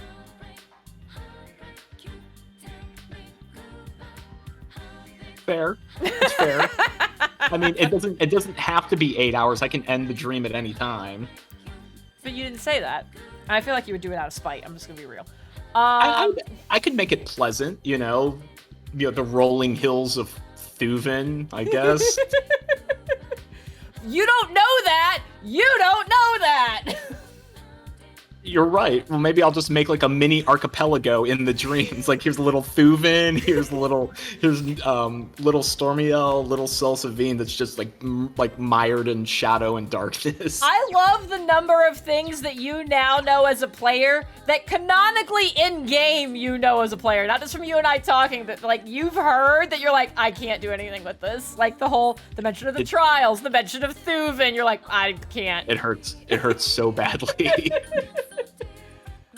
There's so much that Vasile as a character doesn't know that he would like blow a gasket if he knew. Like what did Artemisia do? What is Maria a part of? Exactly. God. Yeah, like the fact that like none of us know about a bank robbery. That's kind of a big deal. Oh. Alright, we're going to do this kanji one. That's fine. But yeah, no, I love sending. And it was one of those things that I originally, for this campaign, I was like, I'm going to intentionally, I know it's going to technically be available to me as a wizard. I was like, I need to not take it. I loved that spell so much in the last campaign we were in. I loved that shit. And some of my favorite RP moments came out of using that. Like towards the very end, like we end up in... Aaron did something that has scarred me permanently as a D&D player, so I'm never gonna believe literally anything short of a natural 20 and getting like a 35 on insight. I will never believe that people are who they say they are. As a result of this, we ended up in the lair of the big bad. And it didn't go great. We did win, but it was not good. It was very stressful. It was so bad. And in that place is when we finally got like the dump of like, you've actually been looping time for a while. And we got this memory where like I was my Callista attitude came out, let's just say that. And I was not kind to someone because I was like, this is just bullshit at this point. This is just bullshit. And I said something right before we did like kind of our final loop, and now that guy was in a bad spot. Callista was like suddenly like dealing with a lot of like guilt and regret suddenly in a moment of like also mortal peril.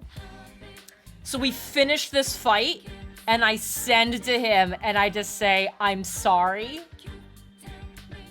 And he responds back, you were right. And that's where we ended the session. And I had to sit with that for like 2 months, and it killed me. It killed me. And Aaron, I can almost hear cackling from down the street. But it was also just so good. It was just so good and so perfect and wonderful. And I there was just so many things that came out of being able to use that spell. And like, so like we ended up leaving that space and I was like, I need to talk to this guy. And he just fucked off entirely. He was like, I'm leaving, like I shouldn't be here anymore. And I was not having any of that. And so I burned like 4 sending spells back to back, being like, you need to get your ass back here or I'm gonna make a decision we all know is terrible. And it's going to have very wide reaching consequences, so you need to show up. I fucking love that spell. I used it so much, and just shit like that, and that I'm sorry you were right thing is going to live with me forever. So as like a point of principle, I was like, I cannot take this spell as Gwen. I'm going, like, I don't want to end up just with the wizard version of my cleric. Nothing wrong with that. Yeah, but it was like, for me, it was like one of those things I didn't want to, like, I don't want to just play the same character all the time. I wanted to try to do something, like, that was still comfortable, but different. And so I was like, there are some things I was like, I'm not going to do these things. So, like, I've said before that when I make a character, I try to, like, I pick, like, a part of my personality. I'm going to lean into that. So I picked something that was a separate part of kind of how my brain works. So I was like, cool, that's what I'm going to lean into for Gwen and do these things.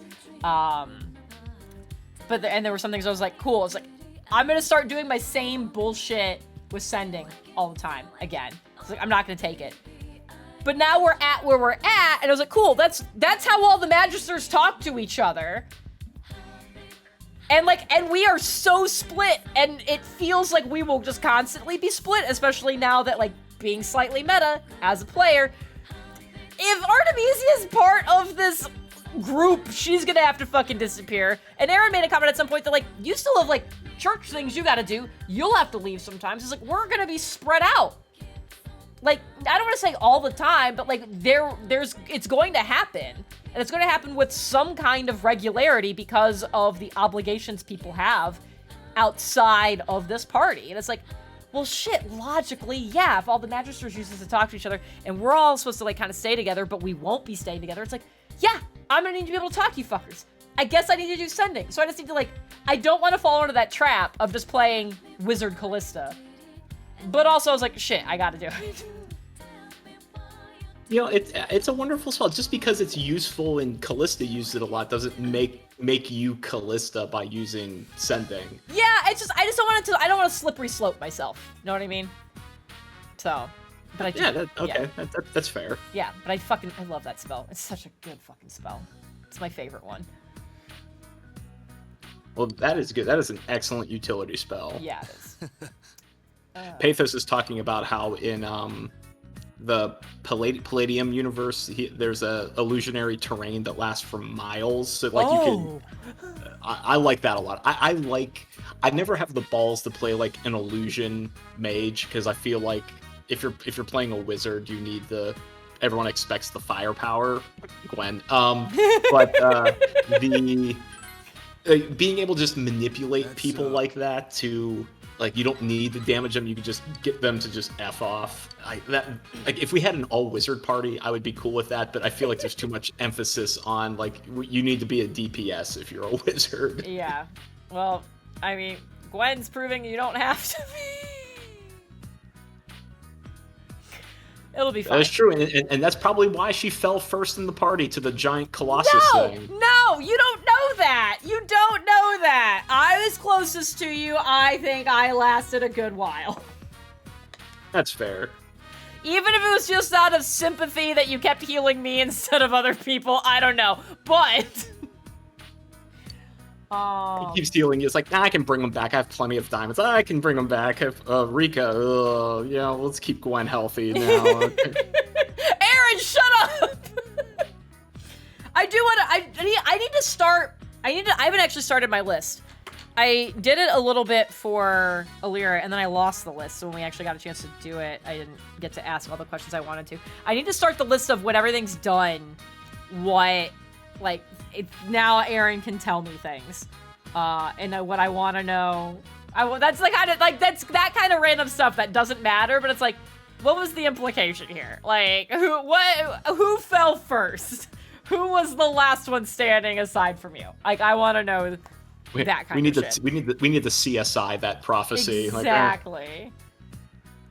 Maybe Jen intercepted a mortal for James. Maybe. I'd like to think that she did that. There we go. Is that in Gwen's character to do that? I should not comment on that. I will say, that I have shield. And I'm just gonna stop there. I would say that she does not feel the same way about every person in the party. There's varying levels of concern, and not just like on a personal level of concern, but also like strategically, if shit's going down, who do I need to make sure is still up? So that's fair. I would have assumed it was Nico because Nico is the best character in the party. So no, I saved his hat. I had the hat, and then I was like, all right, this is fine. I think to Nico that's like a life debt. You saved his hat, so he's forever bound to you. Exactly. That butterfly was way too big and just like took up a large portion of the screen very suddenly, and it freaked me out. Oh boy. There's a child crying. I don't know what to do with that. James, spoilers. If I come visit you and your children start crying, I will have no idea what to do. Oh, I'm gonna leave them with you. No! I want you to appreciate my life for just like 3 minutes. No, I don't want that. Do not want that. Like, at all. Honestly, it would just get to a point, it's like white noise to me. Like, I can't sleep without it. Oh my god. That's a joke. It pains me every time I hear my children cry. She'll call him an early cut of the opening credits, and he said his favorite is Nico based on looks alone. There, hell yeah! That tracks. That is also, I can imagine the character that Colin would be drawn to. I think the most effective way to torture Jen is to put her in a room with kids. Put her in a room alone with kids. There is no other adult to save her. But Flashfire, I think we've already established this. If Vasile ever needs to get information out of Gwen, it's just going to be Vasile and Gwen in a room, and he's just going to nonstop give Gwen compliments until this breaks. No, please don't. Jen and Gwen are uncomfortable with this. Senpai. No. I had a train of thought, and I got so terrified by that, I lost all of it. Yep. Anyways, everything's great. Everything's super great. Yeah, super great. Super great. Yeah. So, anyways, I'm excited for next game because I know we were kind of bouncing back and forth between prophecy and our favorite spells, but Vasile was so proud of himself that he, like, the quality of the drawing, like, he wants to put it up on Gwen's refrigerator. Like, look what I did. Do you know what any of this is?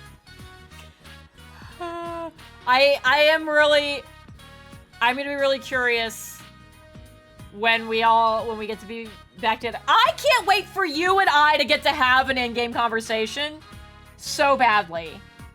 But also to see that drawing and be like, is this anything I recognize? Because if I don't recognize it, me as a player, I feel like I know exactly what it is. If Gwen does not recognize it. And I hate that.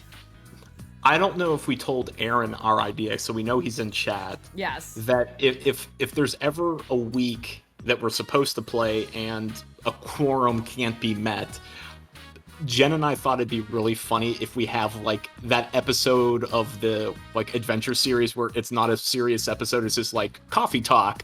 Like we just talk like we go over all of like the RP elements that we normally couldn't do. It's like, oh yeah, like let's just have these moments now so that when we're all back together, we don't have to slow down for that particular part of the storytelling. Yeah, because I know there's so much that like Gwen and Vasile want to ask each other and like talk about, and that would like suck for everybody else at the table to be like, all right, we're just gonna sit here while they like hash this out, like have these conversations and ask these questions. But like we also desperately want to do this and like need to do this. Like I know we both have things that we want to dig into. So I like that as a thing. If we need to be like, oh, we can't actually do a session, it's like, we will! Sorta! Welcome to the Vasile and Gwen Hour God. on your local NPR affiliate. A D&D session turning into a musical would be awesome. No. Flashfire, no. I would literally turn off my Yes. computer. No, it would be wonderful. Let's do it. I would leave. I would leave and never Let's come do it. back. Let's do it. Why are we Let in all the of the let all of the musical theater people come forth. God, no. Absolutely not. You're in the river because you're trying to find a doll that the Oh, kid I dropped. didn't realize the doll ended up in the river. All right. Oh, kanji sucks. All right. Sounds like the perfect use of a wish spell. Making Jen leave the game forever? Yeah, we'll get real meta with wish. And I'm gone forever.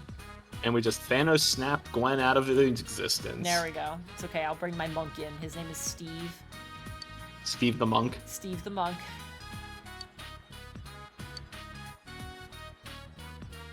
Is Kanji, like, threatening to beat up the small child? Is that what's happening here? No, maybe.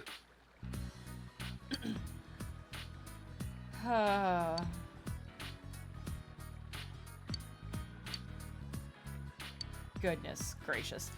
So we've gone over utility spells. Yeah.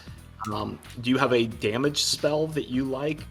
That's maybe like a damage spell that's maybe underappreciated or Oh, I don't know underutilized? I don't know about underappreciated and underutilized. I love inflict wounds as a damage spell. It's a good one. It hurts a lot. Like, it does a dumb amount of damage, and also just like thinking about what that spell is doing to the target, like you get some really great like descriptions out of, especially casting it at a higher level. Like I found the picture the other day actually from doing this. One of my favorite moments from Callista, I critted on an inflict wounds, and I literally like tore a dragon open. I killed the fucking dragon with a crit on my inflict wounds. Nice. And just like the idea of like being able to cast something where you are just like opening these wounds across something from the inside out. Just like, hell yes. Like, that is absurd for what level that spell is. And I love that shit. I think Fireball is overrated, which is why I don't have it. Ooh. Fireball. Just fireball. Fireball. Fireball. Excuse me, you can't solve everything with fireball. Not with that attitude. Yeah, inflict wounds is a good one. I have mixed feelings on inflict wounds, not from like a mechanic standpoint, but the current cleric that I'm playing that we're hopefully soon wrapping up. I've like, you said that like 6 months ago. I know, it just keeps going. He had a personal philosophy against inflict wounds because he saw himself as a healer, and like there were like other offensive spells that he had, but the deliberate act of trying to use your holy magic to deliberately inflict wounds of a non-elemental nature seemed very just very antithesis to his character. So for the longest time, he didn't use inflict wounds until he realized, like, oh, maybe the best way to heal people is to prevent the damage in the first place. So that attitude changed midway through the game. Wonderful.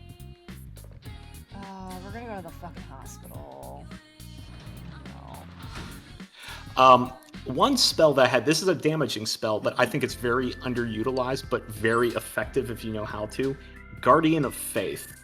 It's a cleric spell. That's one of the spells I always wanted to use, but I was like, I could never figure out, like, I felt what I thought would be an effective way to really use it, so it never came out. So I like it because it's an action to cast, and it's 0 concentration, and it lasts for 8 hours. The useful thing about it is it's great, like, if you're going to go to sleep, it stays up for if you're, so if I sneak into the, they're going to get holy energy and wake you up. So nice. But I used it often for characters we were fighting who would turn invisible and or could like burrow underground. because you could drop Guardian of Faith. It lasts 8 hours, and if anything moves within its range toward the Guardian that you've constructed, they take radiant damage, whether they're visible or invisible, and it's automatic. There's no dodging that unless you have evasion and you make your save. So it's great for detecting invisible things and damaging them at the same time. That makes sense, and that might be why I never really had a good situation where I felt like it could be used, is because we never really ended up in a place where we had to risk being threatened while we were in like a rest scenario. So we ended up with a flying city as a home base. Nice. Yeah, and so it was like, cool, we're good here. So wait, is this a campaign that Aaron DM'd? Yes. So he gave you a flying city, and I'm out of line for asking for plate mail? Come on. To be fair, we didn't ask for the flying city. And when we found it wasn't flying, it was very busted. And we accidentally fixed it, much to our physical detriment. I think I almost died. I feel like I remember almost dying, and someone had to save my ass. I don't remember if it was the wizard, I don't remember if it was Vandroth, or if Ben saved me. I don't remember, but it went poorly. It went very poorly. So, hey, Big Mac. And we also were past level 6, so maybe it's just that you asked for plate mail too early. So Maybe I've been asking for the Vorpal sword a little too early as well. Yeah. I see. What I thought you were doing was asking for the Vorpal sword to be like, all right, how about we compromise at the plate mail? Like you were trying to like set the bar really high. Yeah, totally. That's exactly what I was doing. Like, who wants a Vorpal sword, really? Not the cleric with Weapon Master. Certainly not. What about you? What is? I mean, maybe Guardian of Faith was your answer for this, but like, what would be your favorite? Like, you're in combat. Let's say you're in combat damage spell. I would also say I think Fireball is, I wouldn't say overrated, but I feel like that's like the gut reaction people would always say. From the wizard spell list, I like magic missiles. I like that they always hit, and I like Scorching Ray. Scorching Ray is good. I do like Scorching Ray. I like the versatility of Scorching Ray, that like, okay, I'm gonna hit you until you're dead, and I still got one extra ray. Point it over here, or maybe I'll spread them out. There's a lot of utility with that. Yeah. Oh, my phone's going pee-pee. Hey, it's me. Yeah, I really like Scorching Ray. Yeah, my thing with Magic Missile is just like, I understand that there's the trade-off of, the trade-off is very intentional of like, cool, each individual dart is low damage, but they're guaranteed to hit. And it's like, I feel like I can not imagine a scenario where I would rather have low guaranteed damage rather than a risk of doing higher damage.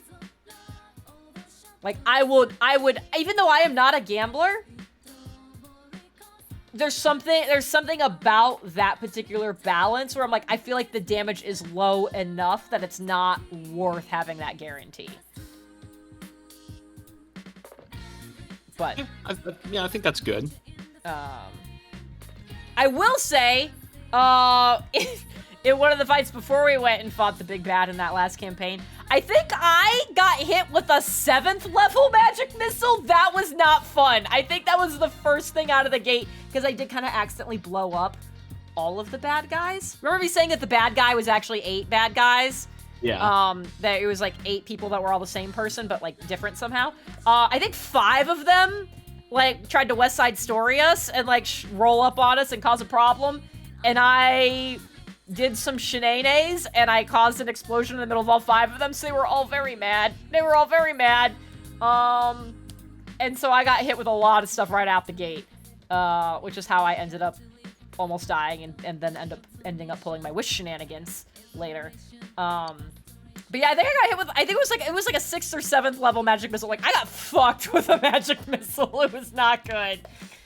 Yeah, it's not fun being on the receiving end of that. No, it was not. Because I was like, Callisto was like, I think I had like a 20 AC. And I was like, this is dope. Things don't, like, if things hit me, they're bad. And I was like, here's a magic missile. It's like, my AC does not matter for this. Oh no. It was not good. So. Not good. Yeah. Well, so finally, because I was starting to get concerned, like, I am also well hydrated, and I'm a little concerned that I haven't needed to take a break yet, but it has hit me suddenly. So I am going to leave for a few minutes, talk amongst yourselves. Oh, perfect. And I will be right back. And when you come back, I have a topic. I'm hoping Aaron is still here. Aaron, are you still here? Because I need your take on this. Because if you guys didn't notice, Aaron recently, compliment James. We can compliment James. Let's do that. And then we're gonna talk about feats. And I really hope Aaron is here, because I think I won D&D. I think I won D&D. James is great though. I love James. He is truly one of my favorite humans and one of my best friends. And I am very sad that I have not been able to see him in a very long time. It's wildly upsetting. But he is far too kind of a human. And I super appreciate him. And like, my dream would be if he could also join us in our little bubble here. Like the fact that like Aaron is just on the street, it's fucking great. If James could also just be down the street, fucking perfect. Wouldn't need anything else. Rise, what are you saying? First of all, what is this outfit? Who should date? Chie and who? Hey, you... Chie and Yosuke? Oh god. Okay, I do like that she rejected him immediately. That's great. Who's getting rejected? I think Rise just suggested that Chie and Yosuke should date, and Chie was like, absolutely the fuck not, immediately, and now Yosuke's upset about it. I think that's what just happened. Yeah, I can see that. Even though I think, you know, if Yosuke wasn't super gross, I think they complement each other well. And that's the upsetting part, is I was like, yeah, I can see that. And Naoto should go out with Kanji. Okay, well, I can see that too. Huh? Let's see, what did I miss? Oh, Ashley's trying to start the compliment train. Yeah, we did do that. I don't think Aaron's here anymore, so which is very upsetting, because I wanted to bring up, you and I were talking about feats. Because that is Aaron's newest like community goal for the gold, is that when we get to it, all of us players get an extra feat. Which is incredible. Because I have had a feat picked out since the beginning. And I've been like, when I get like level 8, that's the level 8 feat. So I was like, I need to do something else at level 4. So it's like at level 8, I'm getting this. So if I got to get it a little bit early, it's gonna be so good. But you and I were talking about feats, and I was like, I've been going through some of them with Jeff, because he's not like super familiar with them or whatever. And I was looking through stuff, and I found one, and I showed it to you, and I was like, am I reading this right?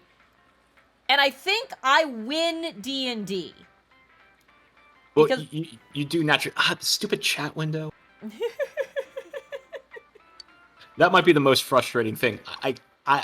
No one has called me out for bad sound quality, so I think the push to talk has been helping. But oh my gosh, the chat window is. You did go robotic twice. I was going to tell you when we were all done. So I think the experiment has proven it doesn't matter. Okay. But I don't know how much of a pain in the butt it is to switch back and forth. So maybe now that you know that, you just want to switch it. I don't know. But were you starting to say something because you were trying to push to talk? I have now switched back to just normal talking. Perfect. Yeah, no, I was saying, yeah, you did break D&D. You win D&D. You're the queen of D&D, which is why you are the leader of our group. No, stop!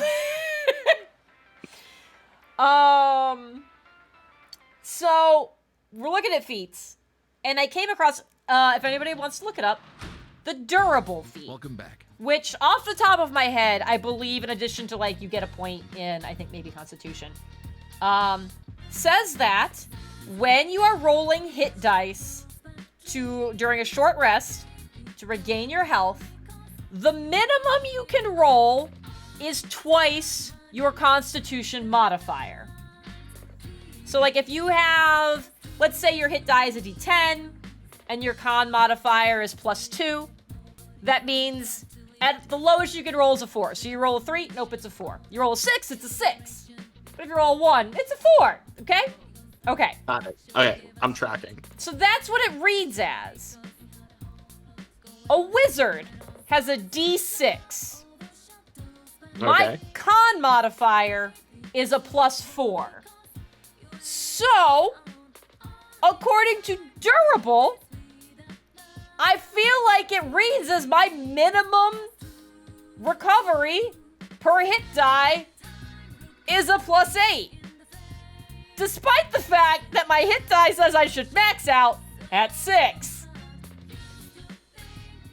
I mean, part of me says that if you were able to build a character to exploit a wizard's low hit die like that, allow it, because, how often are we rolling hit die to heal up at the end of the day? Also that.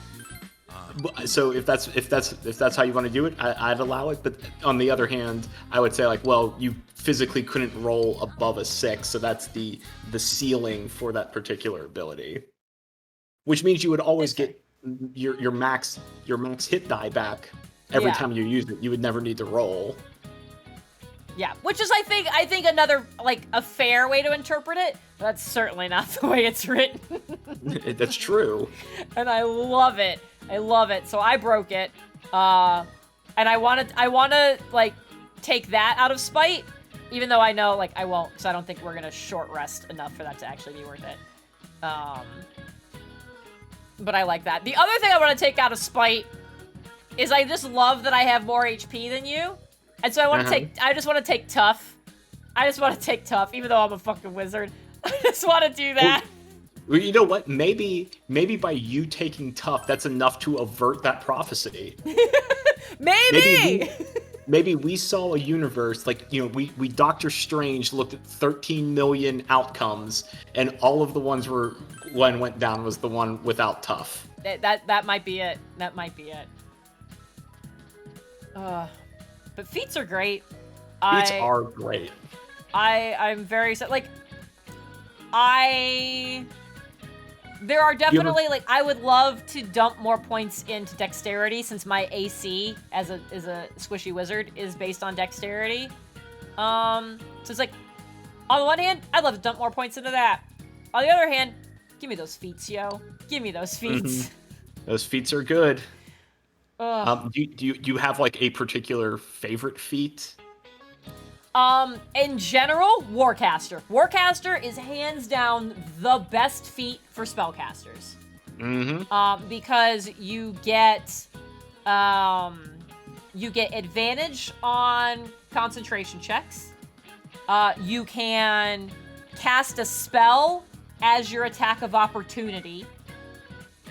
Like, both of those things are wild. And then also, like, if you are something like a cleric, like, it's not as big of a deal for a wizard, but if you're something like a cleric, you can cast while you have a weapon and a shield, or you're two-handing a weapon. Like, both your hands can be occupied. It's like, no, you can still do your somatic components. Not as helpful as a wizard, where I'm like, I'm not wielding a weapon like that.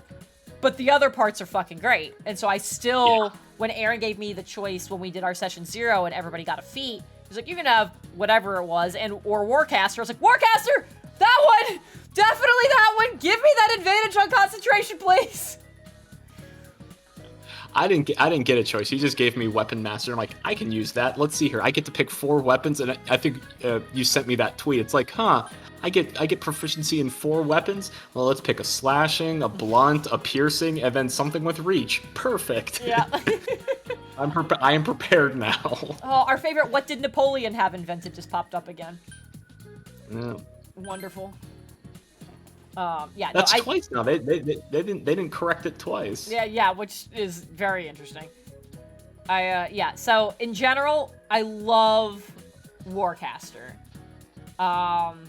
Beyond that, I feel like for me it depends heavily on what type of character I'm playing. Mm-hmm. Like I feel like this is accessible on my sheet, and I feel like people who are paying attention have already picked up on it. Gwen also has the linguist feat. my wizard had linguist as well. Yeah. Very useful. Yeah, so that's why I know a dumb number of languages. That's why I have the whole cipher business. And like, granted, when I say that's why I have those things, I picked it because it fit the story I already built for her. But mechanically, that's why that's a thing that's popping up. Because I was like, this fits for her, so she's gonna pick that, and now also it's a thing we get to use. But you didn't pick Goblin as one of your languages. Didn't pick Goblin. That was the real tragedy that happened. Tragic. Yeah.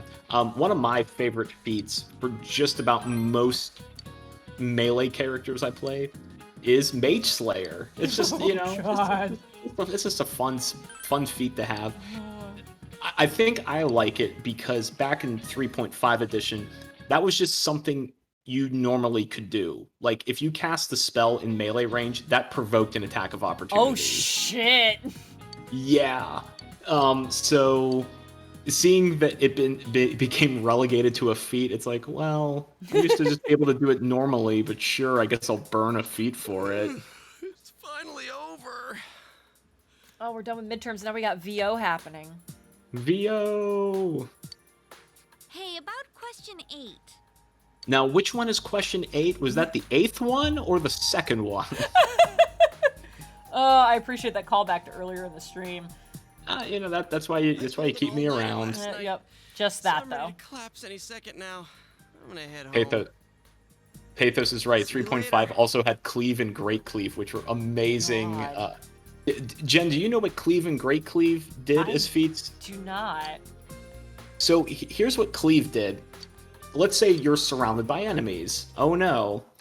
If you delivered the killing blow on one NPC, you could get a free attack on an adjacent target. Like, because it cleaved through them. Okay. Great Cleave takes that up to 11, and you could just keep doing that if you keep killing on that additional blow. So, like, you kill the first guy, you roll an attack again to see if you hit the next guy, and if that attack kills that guy, it continues on to the third person, and then that could just keep going. Look, if you have a Raging Barbarian, it's theoretically possible with like low-level mobs. You could just incredible. Like 360 circle decapitate them all. Jesus, that is incredible. Almost as incredible as this girl fucking up and me being able to tell her, you just need to transfer out of the school. You need to leave. Change your name. Oh my god. No, that's an awesome feat. That's wild. You're so courageous. Oh god. Yeah, I'm excited for what feat I will take if we get the gold for it. Because it's much like some other spells I've already planned on taking. It's like that moment, and honestly, there's 2 spells I currently have that I just haven't had an excuse to use. So it's like, I have already imagined that moment that I first get to use the feat, or that I get to first use these spells, or any of that stuff. And it's like, I've already pictured it, and it's fucking glorious. And I just want that. I want it so much, and it's gonna be so wonderful when I get to be like, this is what happens. And none of y'all are expecting that. I can't wait. There's so many things, and I, as a player, it pains me that I know some of them, and then as a character, it's like, yeah, I want to get him back to town to hang out with everyone, but like, he got shit to do. Exactly. No, I feel that. Oh well. C'est la vie. Aaron's doing his best to bring us all together. Yeah. And it's resulting in some things, so... It is resulting in something that let's put that on a t-shirt. It's resulted in things. Alright, let's see. What else do I have on my... I just have, Who's the Spy and Mounting. That was an incredible moment, and I'm so glad that Joe clipped it. Yes, he immediately clipped it. Like his finger was on the trigger, just waiting for a moment. But yeah, the spy, one of the things that I picked up on was that they said the spy wasn't Thermgard. So I know we've talked, like, was it Terran? Was it other people? Okay. Very clearly, like, there's multiple traitor spy people happening. Oh, absolutely. There's a network. There's a network. So I still maintain, and like even Maria said, like, the person who tipped Selsvine off to who our friends are, or friends were on the boat, that person was probably in Harthaw. I'm still not convinced Terran doesn't suck. But I think the spy that the Barons had a connection, like had evidence of, and called for that meeting, that person's clearly in Thermgard. And I know you and I have talked about a suspicion, and fuck, I want to be right, but also I don't. I'm gonna be so mad. I'm gonna be so mad. So mad. Which is just like me talking about Aaron games anyways, but... It's, you know, there are just certain things in life, death, taxes, not liking choices in Persona 4, and not liking things that come up in Aaron games. Pretty much, yeah. Yeah, here's the other problem, is if we're not right about who it is in Thermgard, I don't know. I have no idea. I'm sure we'll find out the painful way. Yeah, exactly. It will be most uncomfortable. 100% will be. Mostly for Gwen. Yeah, definitely for Gwen. God, Gwen is just like... I'm looking forward to more of those kinds of conversations that are related to, like, the kind of position that she's in, like, in a literal sense, not in the figurative position she's put herself in. But, like, conversations with Arturo, and having to go and talk to the king about stuff. Like, on the one hand, super jazzed about all that stuff. It's gonna be great. And on the other hand, so stressful. So stressful. Holy shit. Because there's so much that could go wrong with them. Very, very true. And there's really no way to know how it's gonna go. Exactly. Because some of it's gonna be up to dice rolls. Like, I could actually, unlike the stupid conversation with the Sisters of the Vanguard, I might actually know exactly what I want to do and exactly what to say and all that stuff. And if the dice fuck me, I can't help that.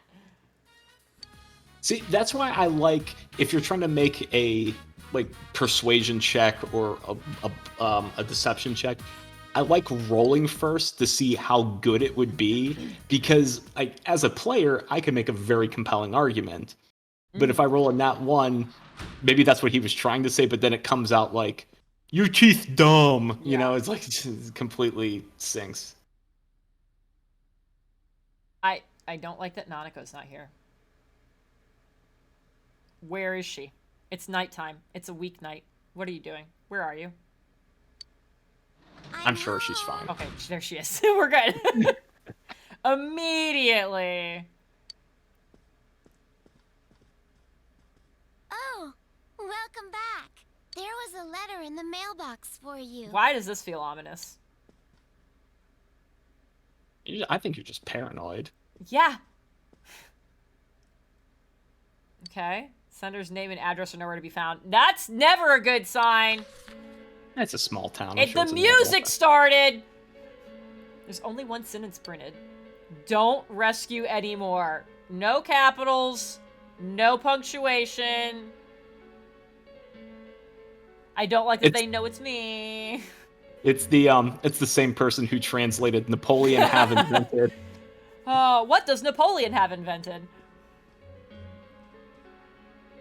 Is it from a friend? Yeah. Yeah, that's what it is, Nanako. My show is almost done. I'm so glad you're easily distracted.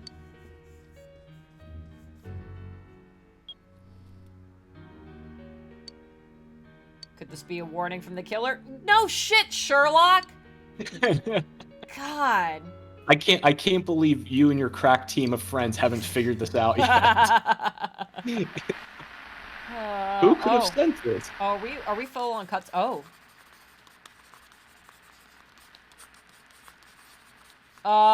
Who the fuck is that? from the madness of this world. What? I'll take you to a place where you can be at peace. Yes, it's much more peaceful than here.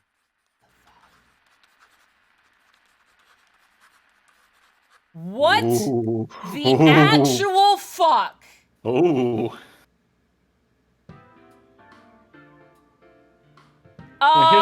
Here's some different music for you now.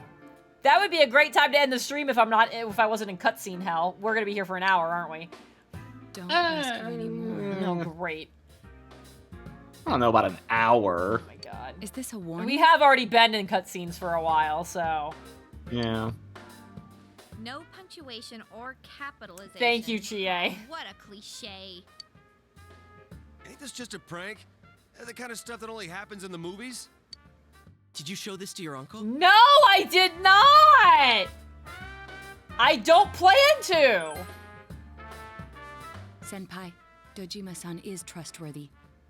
But it may be best to keep this to ourselves. Exactly! How am I gonna explain this? He will ask why you received such a letter. And if he were to put you under surveillance, our hands would be tied. He already has. Let's just be honest. If this letter is real, what's most important isn't what it says. It's the fact that it was delivered to the Dojima residence, addressed directly to you. This means the culprit knows in great detail who has been interfering with his crimes. And of all of us, he chose to deliver his message to the Dojima residence, home of a police detective. Well, I'd have I this mean, letter checked to police crime lab detectives, if I sure, could. but I mean, they're not, Even like, then, I doubt great they'd at their find job. The killer has clearly clocked who's the actual threat here. Exactly. I'm still convinced it's fucking Adachi.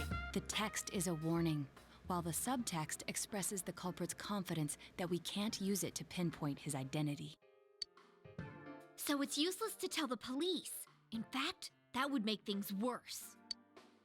Cross your fingers, it's just a prank. It's not just a prank. Shut up, Yosuke. I think the chances of that are slim.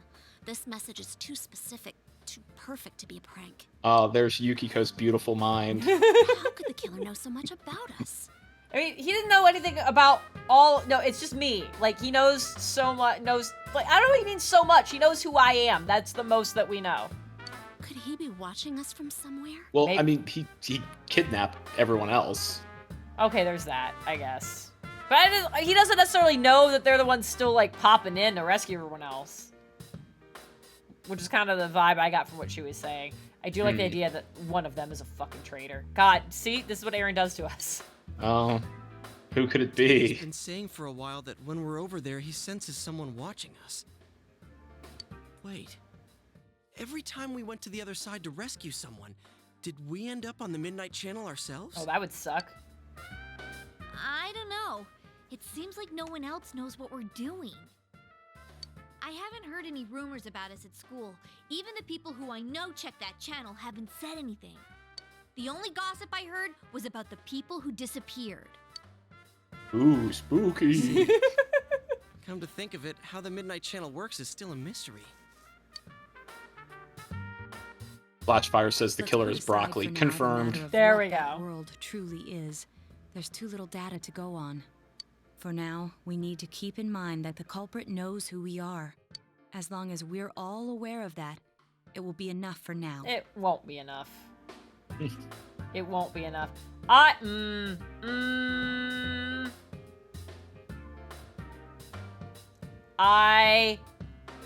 I have a concern. Okay. If this killer knows that I'm the one doing shit, clearly knows where I live, Adachi or not, best way to send a message is to hit close to home. And there's been all the weird foreshadowing shit with Nanako, and I'm worried. Yeah, guess there's no Just use thinking saying about that. stuff we can't understand. Freaking out over speculation. I really is just can't what the wait for killer our wants us Persona to do. debrief. It's like, here are all the things that Jen very clearly worried about, and like, here's everything else. Yeah. God.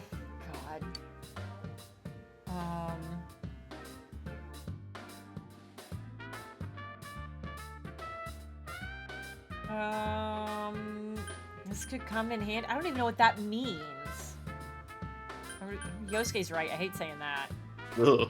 Yeah, I know. It felt gross. Bad mouth feel. Are you feeling okay, Jen? No, I'm not. I'm really not. Want to talk about it? Mind if I change the subject then? Okay. Yeah, sure. Change the subject. The music changed, so it's happening. The culture festival's just Oh, around the dang corner. it. What's our class doing again? The like. Oh, yeah, it hasn't been like, decided yet, huh? I knows where, but the culture. I heard we'll be Coming voting on it soon. But aren't they still gathering ideas? We're not doing another performance. We're not doing that. That did not go well last time. Inspiration. Whatever it is, it'll be out there. I'd bet my lunch on it. Oh, that's You don't serious. pack though. a lunch. You're always eating mine. That's also true. I'll bet someone his else's lunch. lunch. Yeah. Have you decided who you'll be going around the campus with during the festival? I have a feeling you've decided. My Yes, schedule's still ma'am. Wide open, you lucky guy. Oh my god. She just had to say something. Oh god, this is so. Oh, have we not told everyone? Oh, like we've taken this professional relationship to the next level. Yeah, I was like, have we not discussed this? All right, save that. All right, James, I feel like this is a good place to call it before I accidentally end up in cutscene shenanigans again. I think this is a great place to end. There's a cliffhanger. Things are getting kind of serious now. That's not the button I wanted to hit. No, I don't want to do any of this. No, go back. Ah, all right. Dear Lord. Wow, that was spastic. It's okay. Look, you've met me. All right. I have. Anyways, James, thanks for hanging out. Jen, thank you for having us. You know, we somehow managed to get through just about everything on our list. There's one thing left. We will save it for next week. Oh, you want to know how many things I have on my list still? So many. How So many?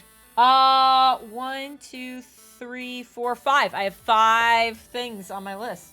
So is that round or sharp? I forget. All right. Anyways, thanks for hanging out, James. Really appreciate it. We'll do this. We'll do this again next week.